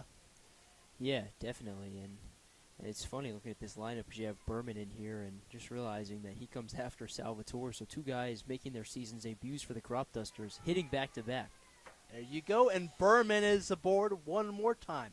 How about your third straight walk, huh?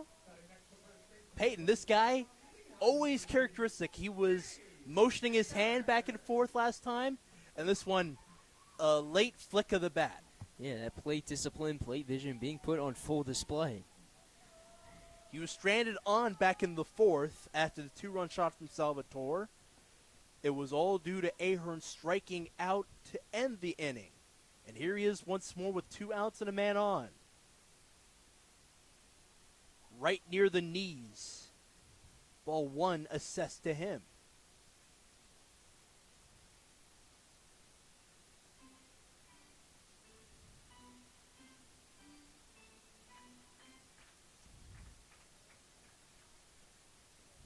The count. Ahern waiting for the delivery from the right-hander. Same position, kind of squeaks inside of the zone. Even count.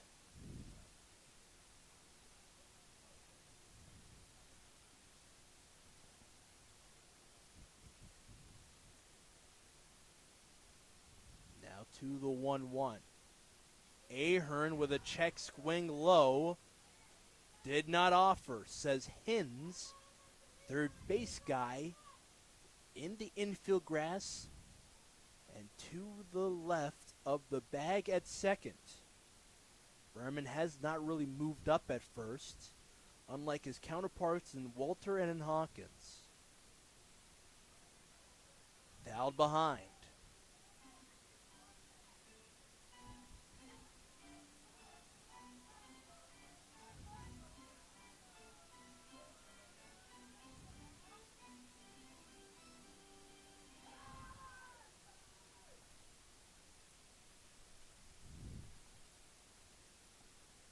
Ahern even count with a man on.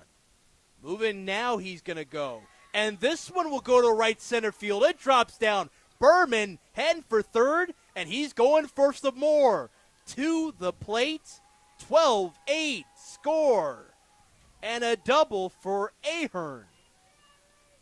Another one for him, another extra base knock. He had one in the third. Yeah, how about the day he's having? I mean, have Salvatore getting all the eyes in for good reason, especially considering he's making his debut, but 3 base knocks and 3 RBIs for Ahern on the night. A crowd pleaser springs up the fan favorite Brian Scott. Struck out, but he scored an unearned run back in the fourth. Ahern at second. Tagging up closer to him is Trolio. He moves back to his spot at second. Breaking ball upstairs.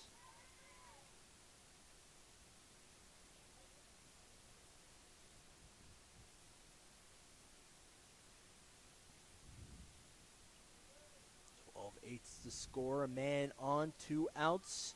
Brian Scott with the 1-0. Looks it through. Ugly paint from Parikh.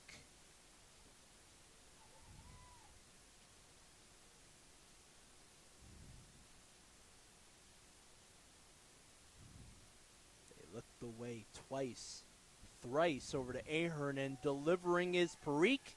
He paints it low. 3 balls, no strikes for Scott.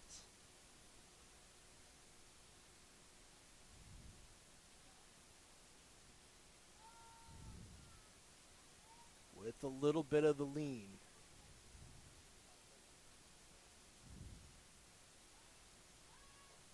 Give it a moment, Brian. You're still ahead of the count, though, but call strike is assessed to you.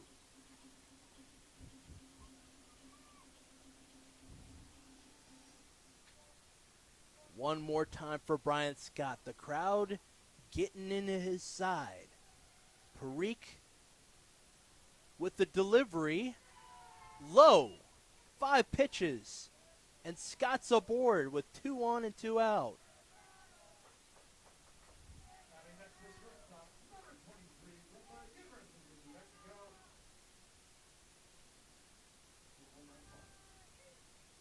to Sakai Hawkins.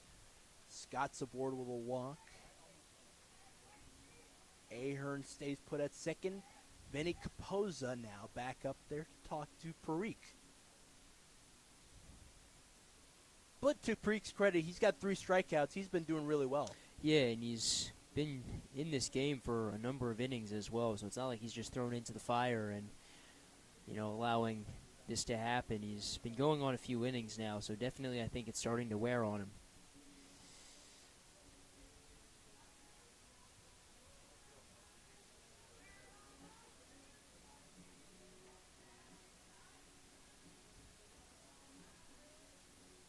All right, here we go with Hawkins. An unearned run in the 4th, but he had 2 singles. A line drive in the 4th.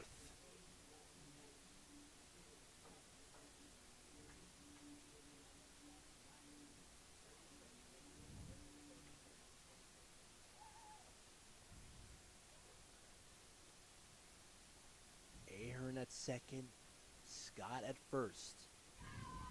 Just away from the glove of Powell, sends a man to third and Ahern, and at second and Scott. Pass ball allows him to move up.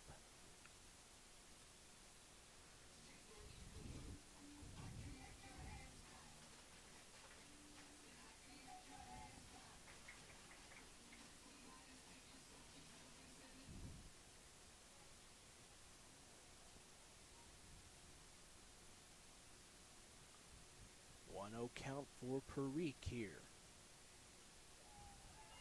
Upstairs. Hawkins in it now.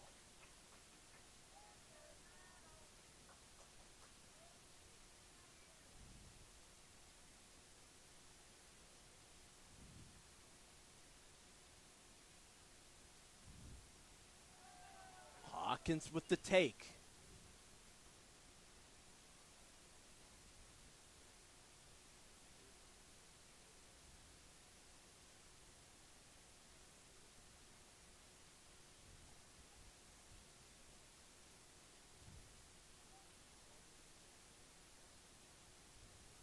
Strike 1 does come through. Week after the mound visit, and the walk surrendered for Scott. He's at third. Scott's at second. Ahern's at third. Hawkins with a hitter's count. He will lean back. This one goes up high. 3 base runners on for the Cropdusters. It's loaded. Yeah, Brockway in a hurry again. Yeah, they're manufacturing all this offense with 2 outs. Berman, and then Ahern, the RBI double, Scott, the walk, and Hawkins, another walk. So they're doing all this with their backs against the wall. Very impressive.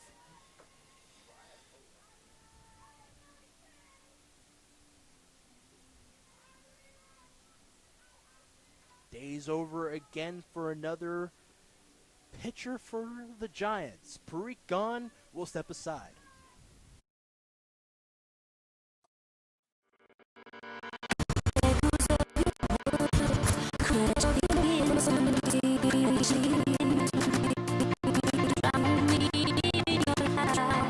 There's no way I breathe. And I won't keep it down. I am safe without the sound of you around. It's getting colder.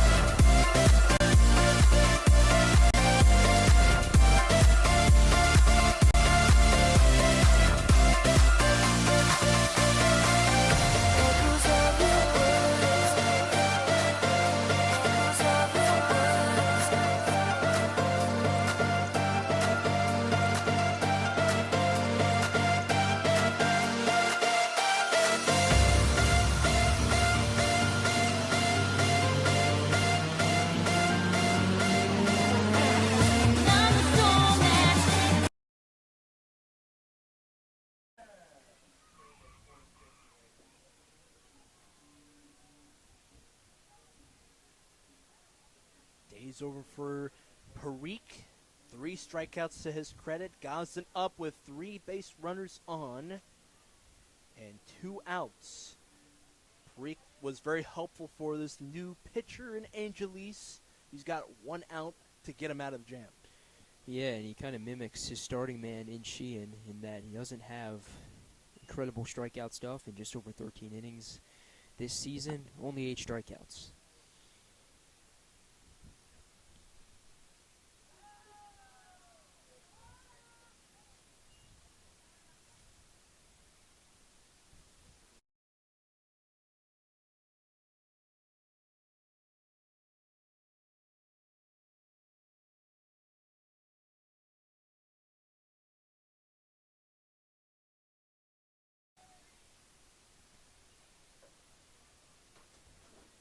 Gosden the 1-2 count. 2 outs so far.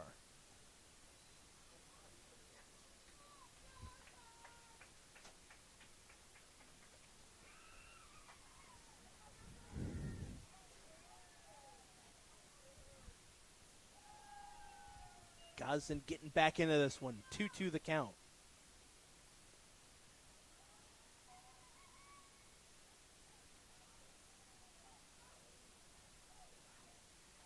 Even count. Ahern at third. They looked his way. Count runs full. Right near the knees of Gosden. Angelis working with the fastball. Nothing sticking her here early. Cade Walter on deck. Up in the air, but it will be dropped down. A grounder off of 1 hop to McKenna to Buckles. Cropdusters tack on another run. They're up by 4. 12-8's the score.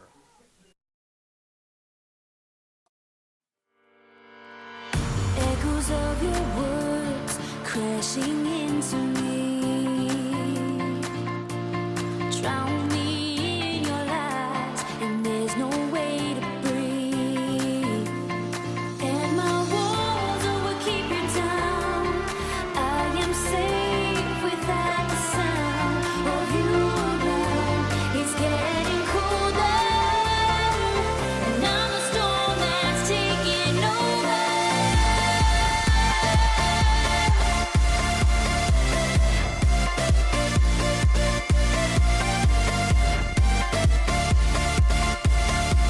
And I'm a storm that's taking over.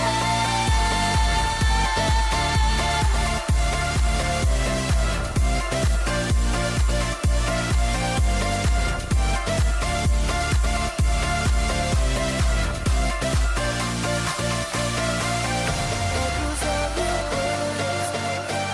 Echoes of your words.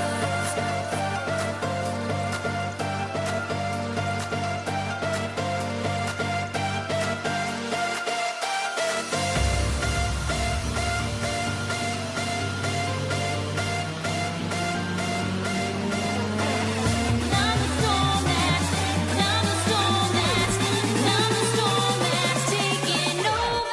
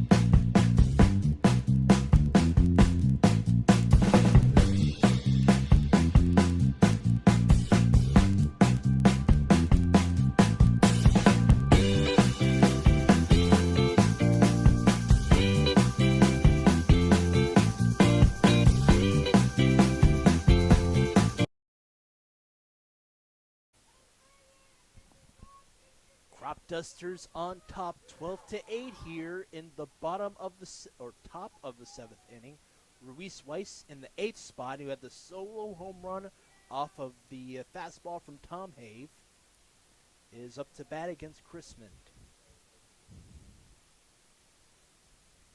Great work from Tom Haven, relief of Henry Lewis. Nice fastball that it hit the lower half. Ruiz Weiss in and out with Chrisman. Tom Have, 1 earned run allowed on 1 hit. 3 walks allowed and pumped through a strike. And it was against Trolio in the previous top frame. Up in the air to left, Scott calls everyone off. He's got it.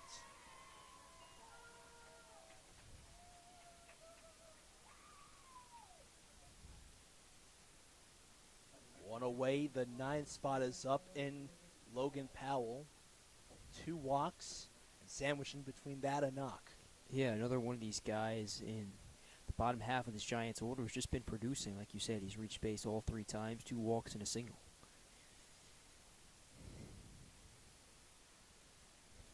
1 out in this inning. Chrisman was ahead of the count against Ruiz Weiss. His fastball misses. 1 ball, no strike the count.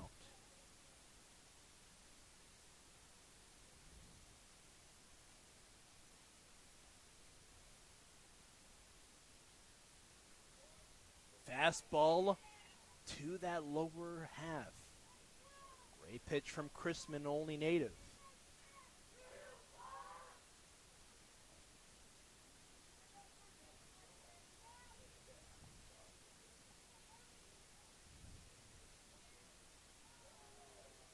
Again, a pitch missing from Chrisman.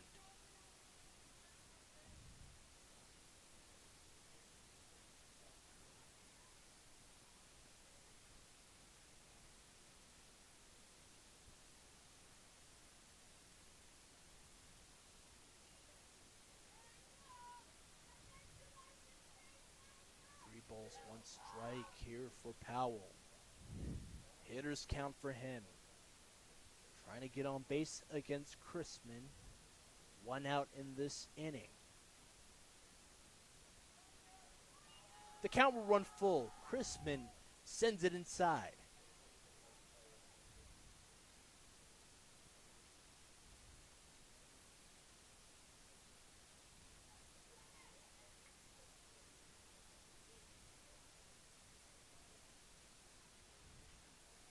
Over to Hawkins on a ground ball. It just scrapes the tip of the glove, and a man is aboard.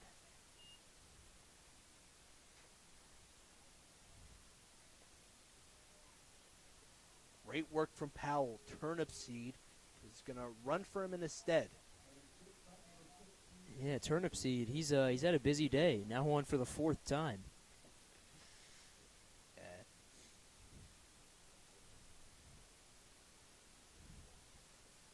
Top of the order for the 6th time with Cole McKenna. After Powell got on a base on a fielding error from Hawkins.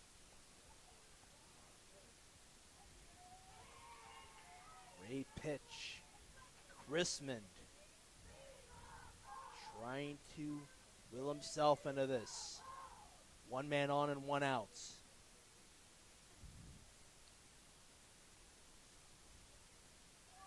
Big time swing and miss.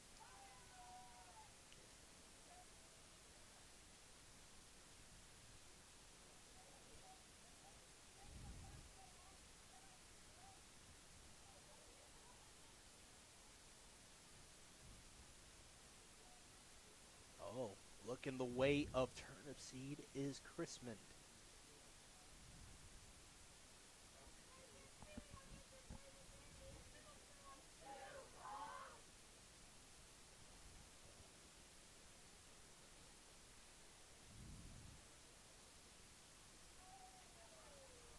Off of the bat, foul behind.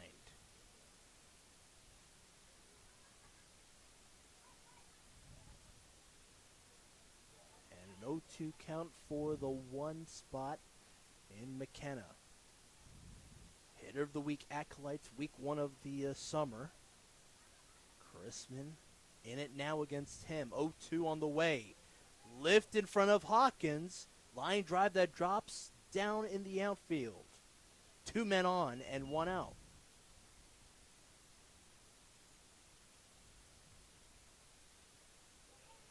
Yeah, we've seen this story before. The final man in the order in Powell reaching base and then sending it back to the top, and them, of course, doing some damage.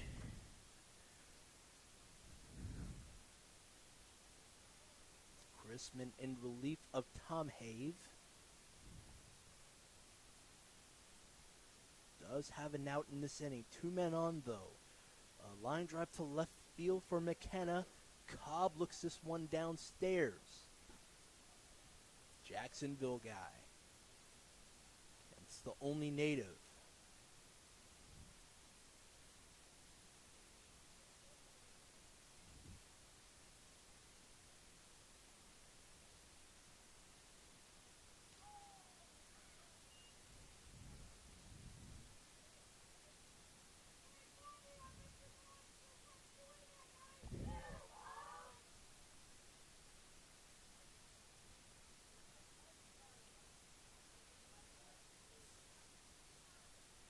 Drew Cobb angling right near the plate in front of Salvatore. And he's going to jump up to the mound for a quick word.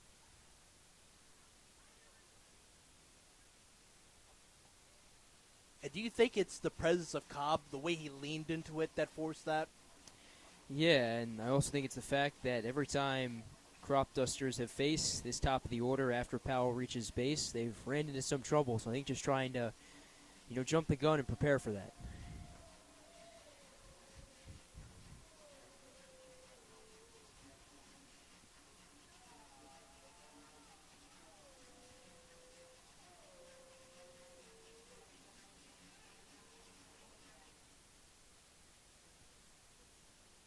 One count.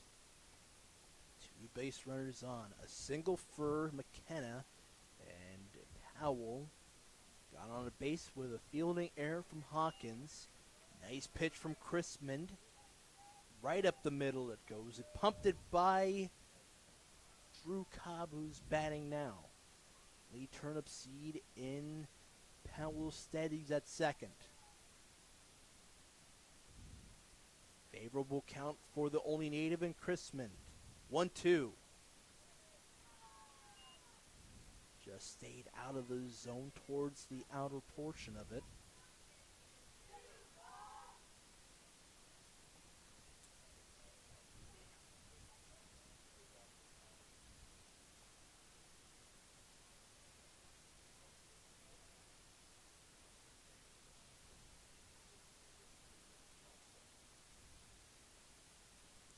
Two is the count.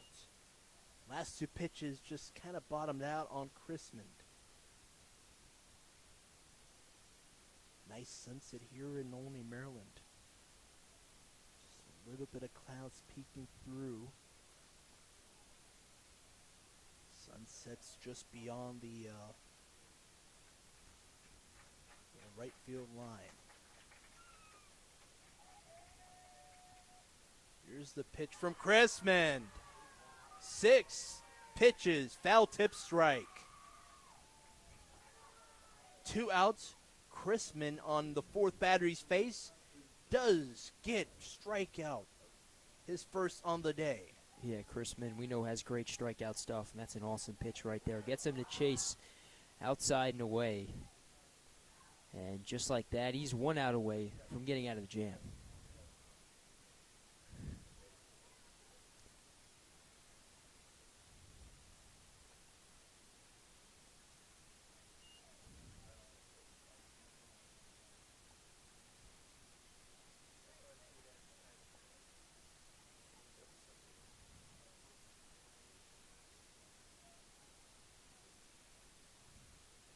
The count on Charlie Buckles. Wave and a miss. And down on the count. 1-1.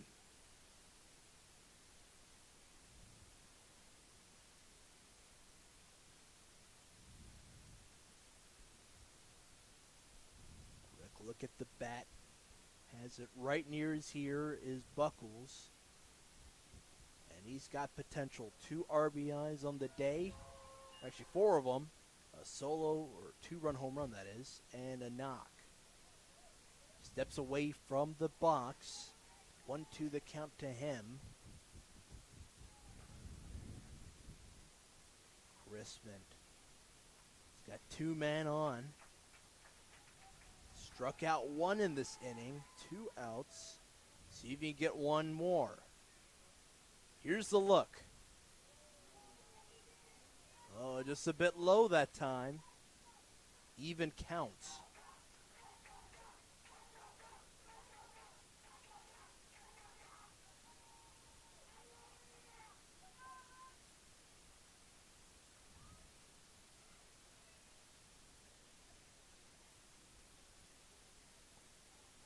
With Hawkins cheating right near the base runner in turn of seed. Time is called. 3-2 the count.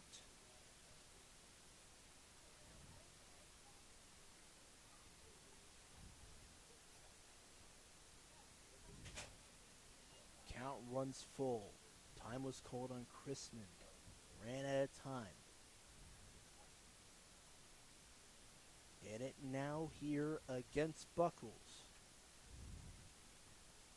Just back behind and foul.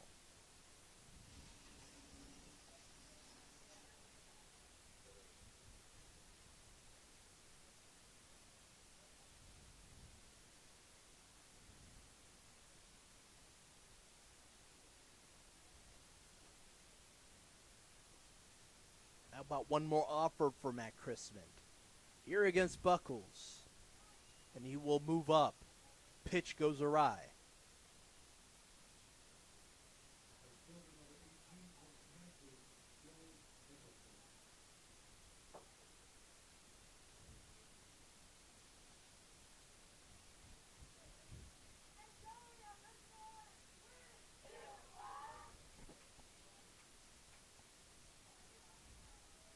Gaithersburg Giants showing all they can against the Cropdusters. Tying run is at the plate with Nicholson down on the count.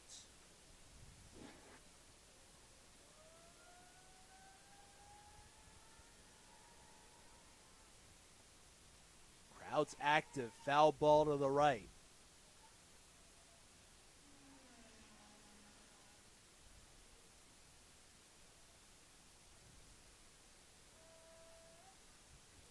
Crispin test in the middle part of the zone. It connects with Nicholson, and it was fouled off to the side. A straight to go with a foul ball. Here's the 0-2. Just a bit outside.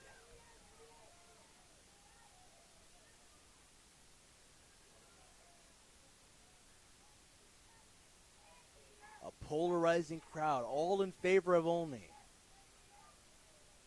Matt Crispin, the Cropduster, trying to get an out on the 4th spot in Nicholson. 1-2 this time. Count runs even. Pitch down low.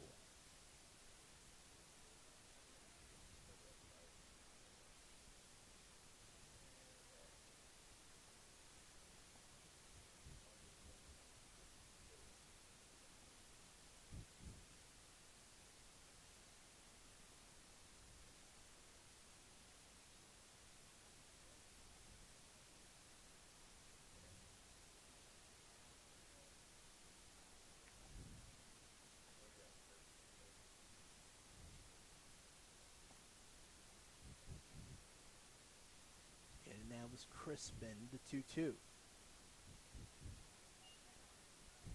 Started this one 0-2 and just went up.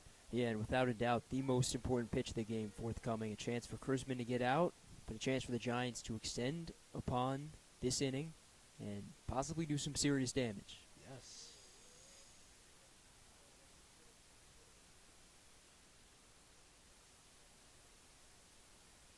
A fight that time from Nicholson.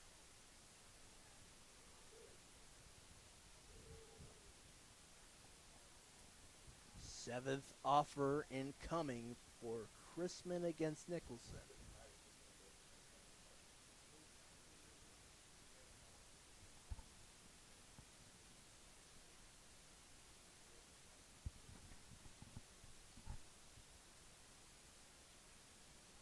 clipped on over to the left side on the hop. Berman, it eventually comes across the diamond.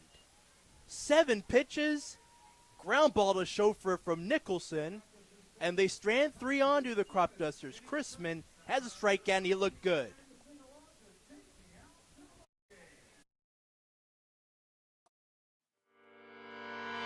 Echoes of your words crashing into me, drown me in your lies, and there's no way to breathe. And my walls will keep you down. I am safe without the sound of you around. It's getting colder, and I'm the storm that's taking over.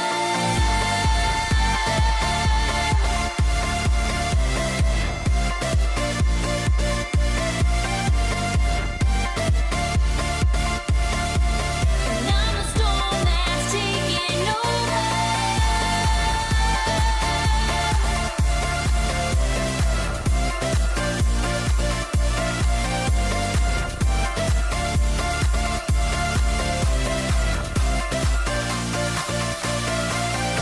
Echoes of your words, echoes of your words.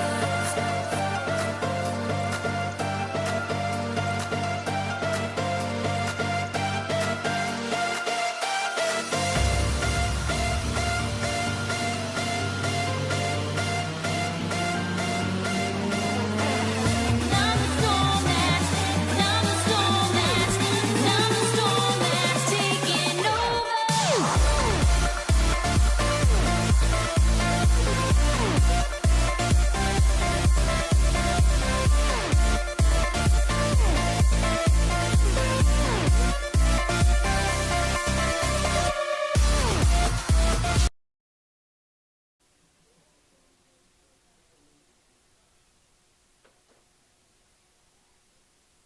And here is Cade Walter to start off the bottom of the 7th.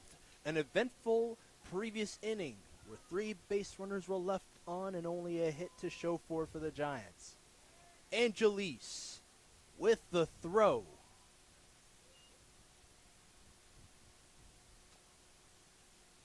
And he is, guy uses a fastball, motions his elbow into the pitch, and it misses. And once more, 2-0 the count.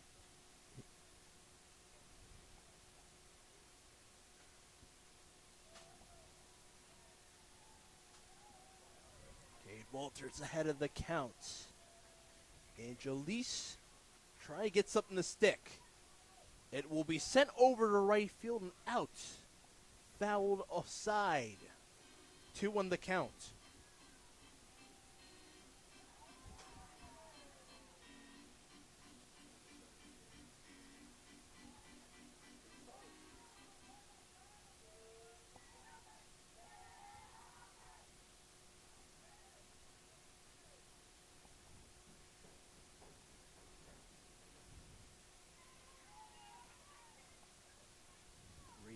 Hitters count.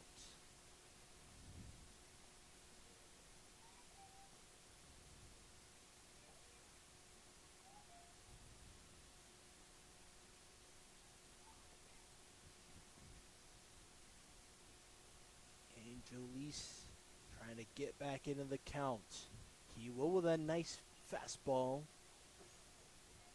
He's been missing early and often. This one does stick for him.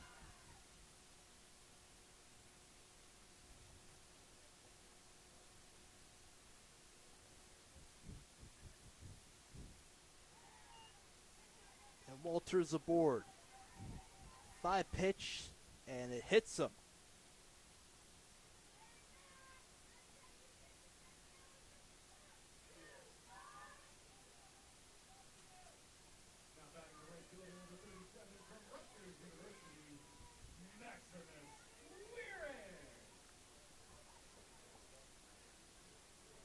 With the man on at first, Max Waring up to deal. No stranger to being hit by a pitch. Yeah, definitely not. And he's quietly had himself a very very strong game as well.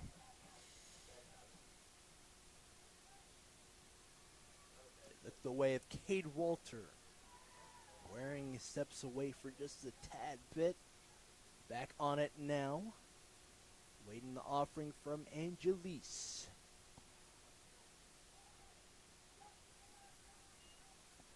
Fastball missing that time.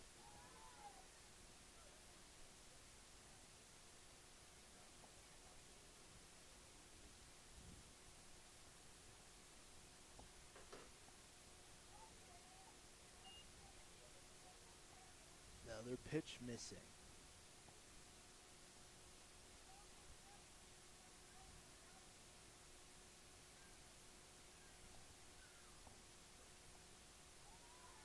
That pickoff gets away from the glove of Buckles. He ain't stopping. He's moving all the way to third, sliding through. Good on Cade. We got to see how fast Walter can move. Yeah, and I like the Cropdusters right there pushing for third and kind of keeping that intensity up. It could be easy to try and stop at second base, but Walter all the way to third. Yes, they're up by 4 runs, but we've seen what Giants offense is capable of in a single inning, so I like the idea of trying to keep that intensity up and put the pressure on. Angelise with a little bit of pressure on Waring. He's able to pump through a strike low and inside. And that one misses. 3-1 the count. Max Waring ahead. Angelise in relief trying to deal.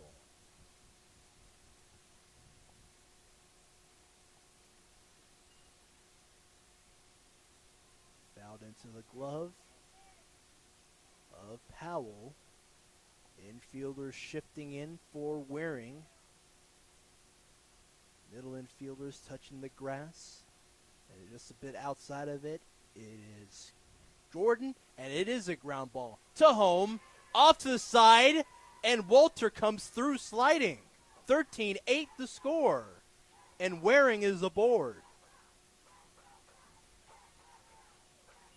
Third unearned run of the day comes through. Waring is aboard. And let's see what Hernandez got. He had a knock early, struck out once as well. Yeah, and Buckles at first on that throw, he had a chance to get Walter, but he just took what I think were a few unnecessary pumps and then ultimately threw it home, so I think that costed him. Yes, down the right field line. It stays foul and it drops in front of Nicholson. He was running to his left. He watched it drop in foul territory. Salvatore hands back the bat of Hernandez.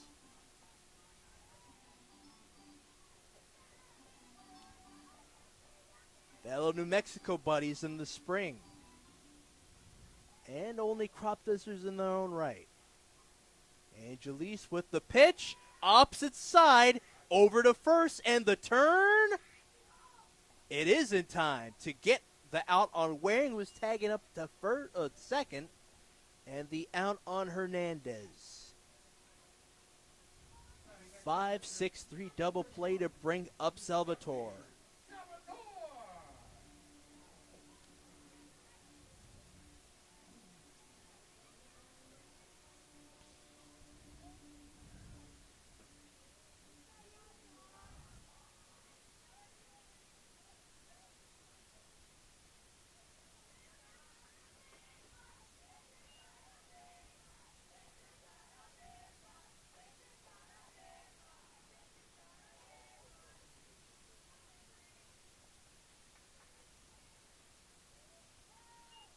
Great pitch from Angelise.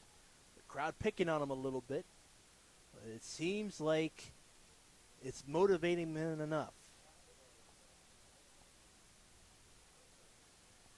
Up in the air to right center. Second offering from Salvatore is launched to the glove of Ruiz Weiss. With Nicholson giving some support. Cropdusters do tack on an unearned run. And they're up by 5 runs, 13-8.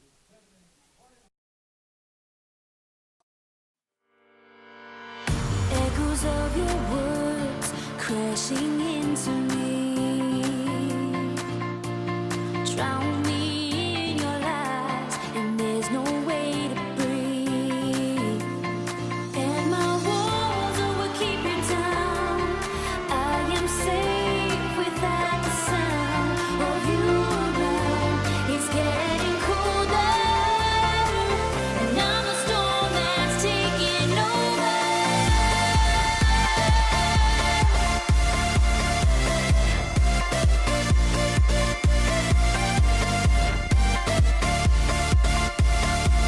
And I'm the storm that's taking over.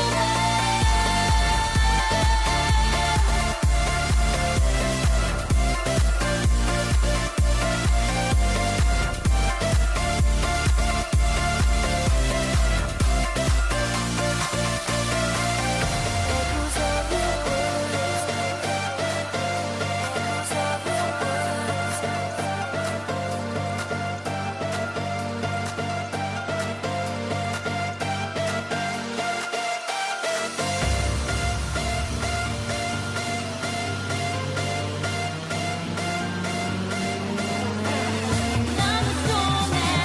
I'm the storm that's taking over.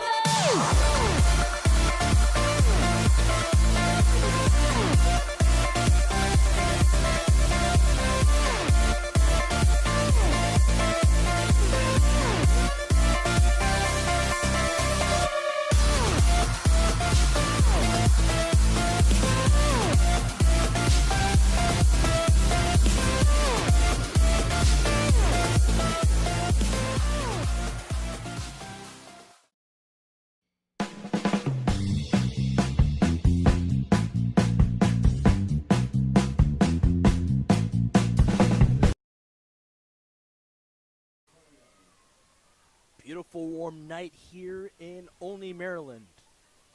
Dominic Trolio getting warmed up, leading things off against Chrismond. 0 for 4 today. Grounded out 3 times since the second until the 4th inning. Let's see how he fares against Chrismond. He will level out on that one. Strike 1, swinging towards that outer half.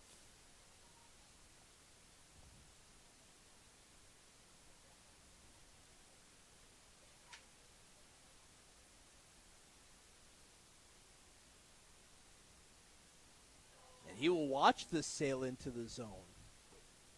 Nice pump from Chrismond. Trolio down in the count. No balls, 2 strikes.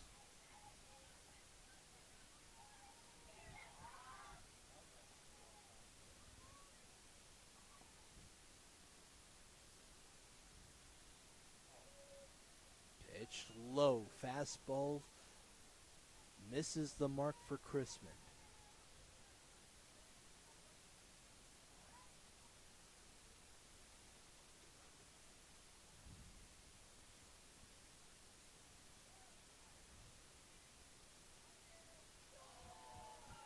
And he offers himself at the 4th offering. Chrismond retires another batter. It's the 2nd strikeout on the day. And it brings up Drew Jordan, who also struck out early on, but does have 2 hits on the day as well.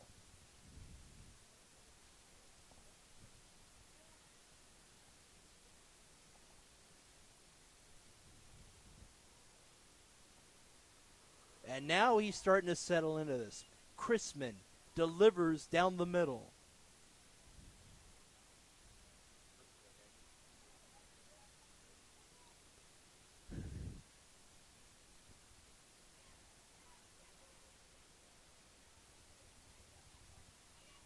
Inside on a pitch. Trolio retired. Drew Jordan in an even count.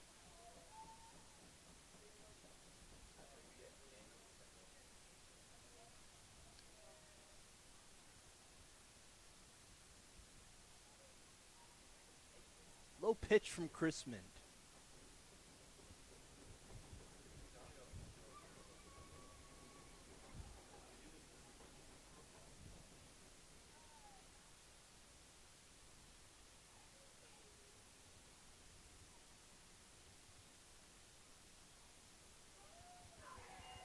you go. Chrisman delivers. 2-2 the count.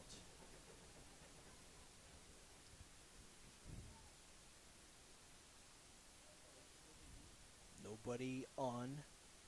5 potential outs remaining for the Giants. 2-2 on the way. Wave and a miss up high. Second straight strikeout for Chrisman. 3 overall in relief of Tom Have. Yeah, and Chrisman definitely starting to settle in now. Got out of the jam the previous frame with that inning-ending ground out. Now opens up this frame with back-to-back Ks. 6 strikeouts in relief in the semifinals last summer for the Cropdusters is Matt Chrisman. He's looking to add one more, and this time against Martin. Big time swing and miss. He tried to meet it down low. He angled his knee downward with it as well. 2 outs so far, and nobody on. Infielders for the Cropdusters sitting mighty comfortably out there. Same spot. And the high point guy bites.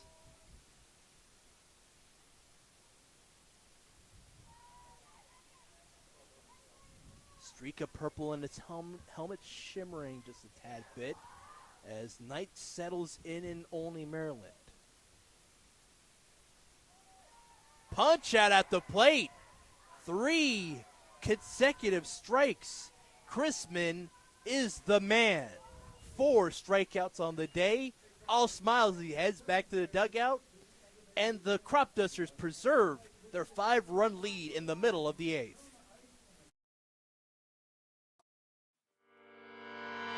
Echoes of your words crashing into me. Drown me in your lies, and there's no way to breathe. And my walls will keep you down. I am safe without the sound of you around. It's getting colder, and I'm a storm that's taking over.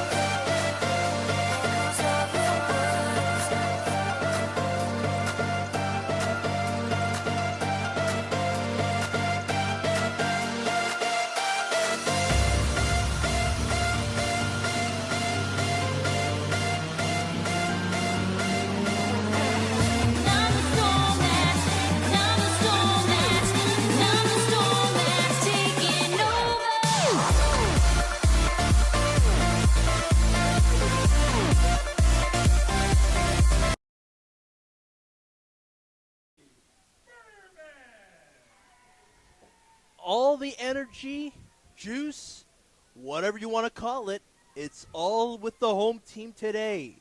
Chrisman has 4 strikeouts on the day, and we've seen it in the Ripken League. We've got a pitcher of the week on this team, Austin Weiss, 5 strikeouts on the week. Chrisman already making his mark on that conversation. Yeah, he's making a case for himself admirably. I mean, when you strike out a side just like that, I mean, that already puts you into the conversation. But everything else he's done, like getting out of that bases-loaded jam the previous frame, he's been incredible. And it is Berman who starts things off in the 8th. And Jalie's still up there.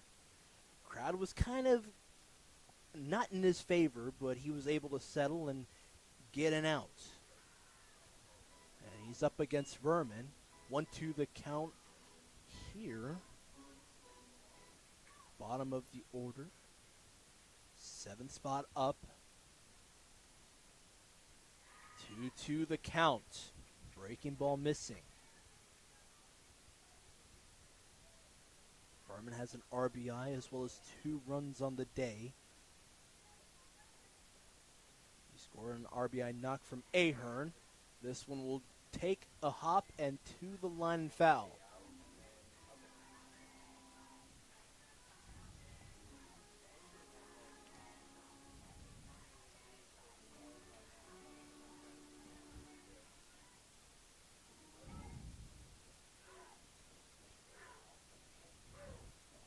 To the count.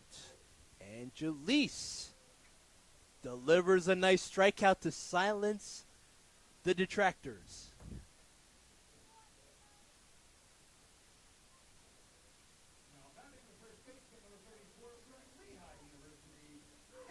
He's got his first strikeout on the day.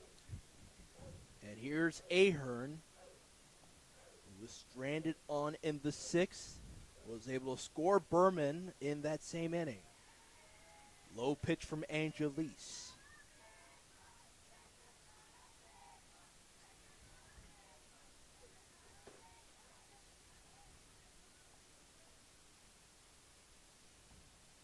One the count. Nice heave from Angelise. He's going to have a quick word with Powell.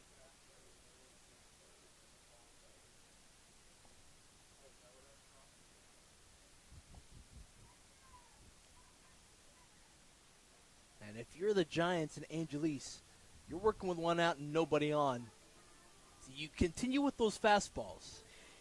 You have to do whatever works to get around Ahern, a guy who's just ripped through the Giants' arms so far tonight. An RBI single, an RBI double, and another RBI double. This guy's had his way with the Giants so far, so you just got to find a way to get around him. Ahern has an even count at the plate.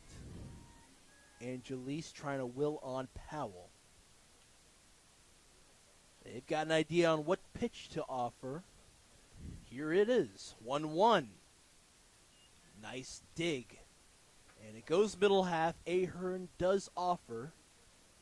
Swinging strike. 1-2 the count. And once more. It's lifted, foul behind.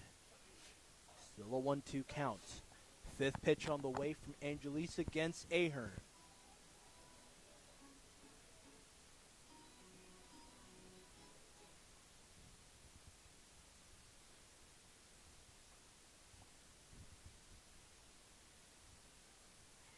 He did not offer even count. 6th pitch on the way against Ahern. Angelise trying to get something to stick, something to give. Something's got to help at Angelise here. Bottom of the 8th. Ahern looks it through.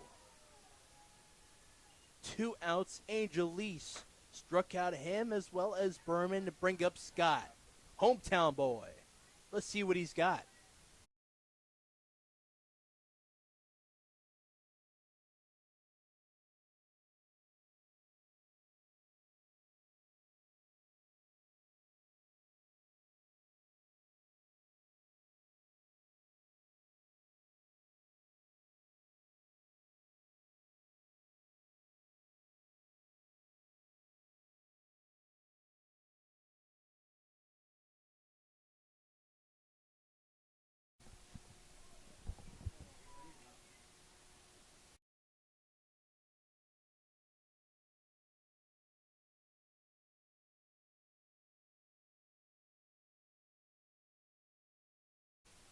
All right, so already a 1 out, so apologies for that.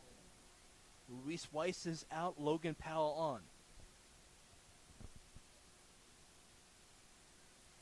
Matt Chrisman, top of the 9th, struck out 3 batters in the 8th. Nice hack from Powell, he's down in the count.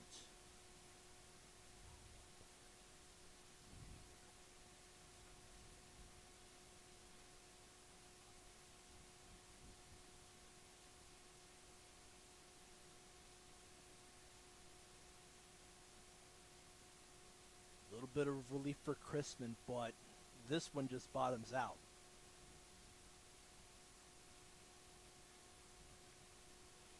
Just a little bit of sun peeking away just around the right field line, but pitch black to the left. Chrisman with a 1-1, turns to 2-1, breaking ball upstairs. He's in and now against Powell as we near the top of the order with McKenna.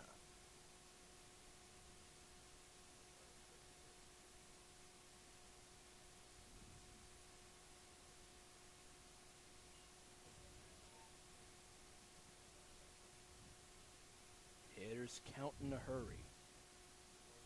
3 balls, 1 strike.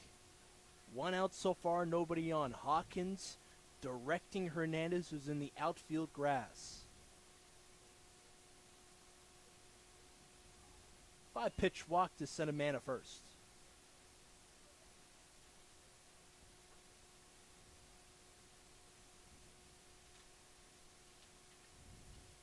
Now to McKenna, left on in the 7th. He had a single line drive to left field. Let's see how he fares. 1 out so far. Cropdusters up by 5 runs.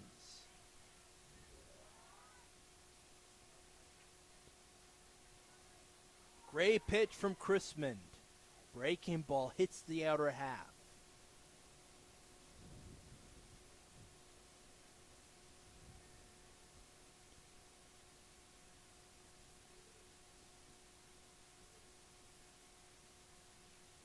And a quick swing and foul. 0-2 now for McKenna.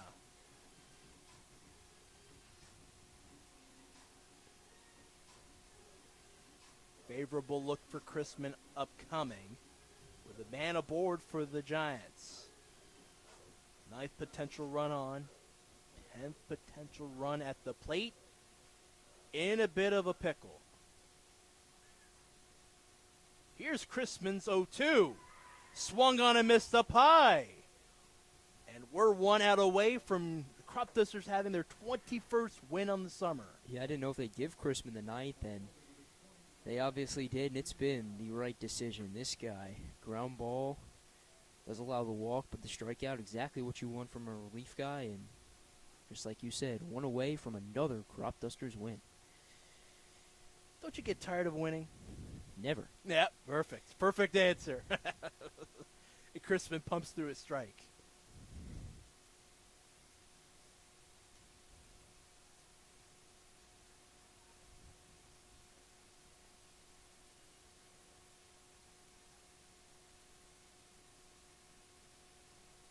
Hawkins backing away. Low pitch. Freezed by Salvatore. And moving back to second is Turnipseed.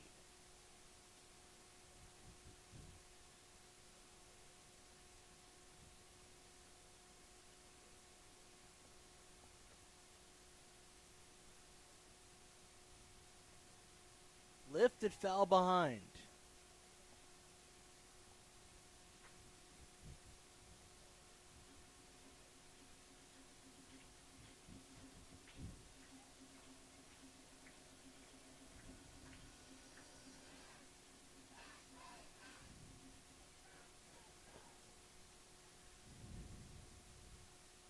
One, two after the foul ball. It is Drew Cobb on the plate. He will swing at the 4th pitch. Chrisman, great work all throughout. Multiple strikeouts. He sends this crowd abuzz with the 21st win of the summer. Cropdusters take it 13-8. Yeah, big-time victory for the Cropdusters. One they had to come back from. It wasn't easy, but they did it. This is what this Cropdusters team does. They fight, and they are a resilient bunch. Put that on full display once again. Yes, and so they send the Giants off. 14-18 is their record. 21-9 is our, or 21-10 is our record. So where do we go forward from here with the Senators, who have the top seed in the South, coming back for another round. Yeah, it should be an exciting game. The Cropdusters have yet to beat the Senators here at First Responder Field, so chance for them to defend home turf. We should have some fun tomorrow. Top seed in the South up against the 21-win Cropdusters. Cropdusters take it tonight. We'll see what happens tomorrow. We'll see you then. For Peyton Youse, Ali here. Have a great rest of your night. See you on a Tuesday night. It should be a fun one.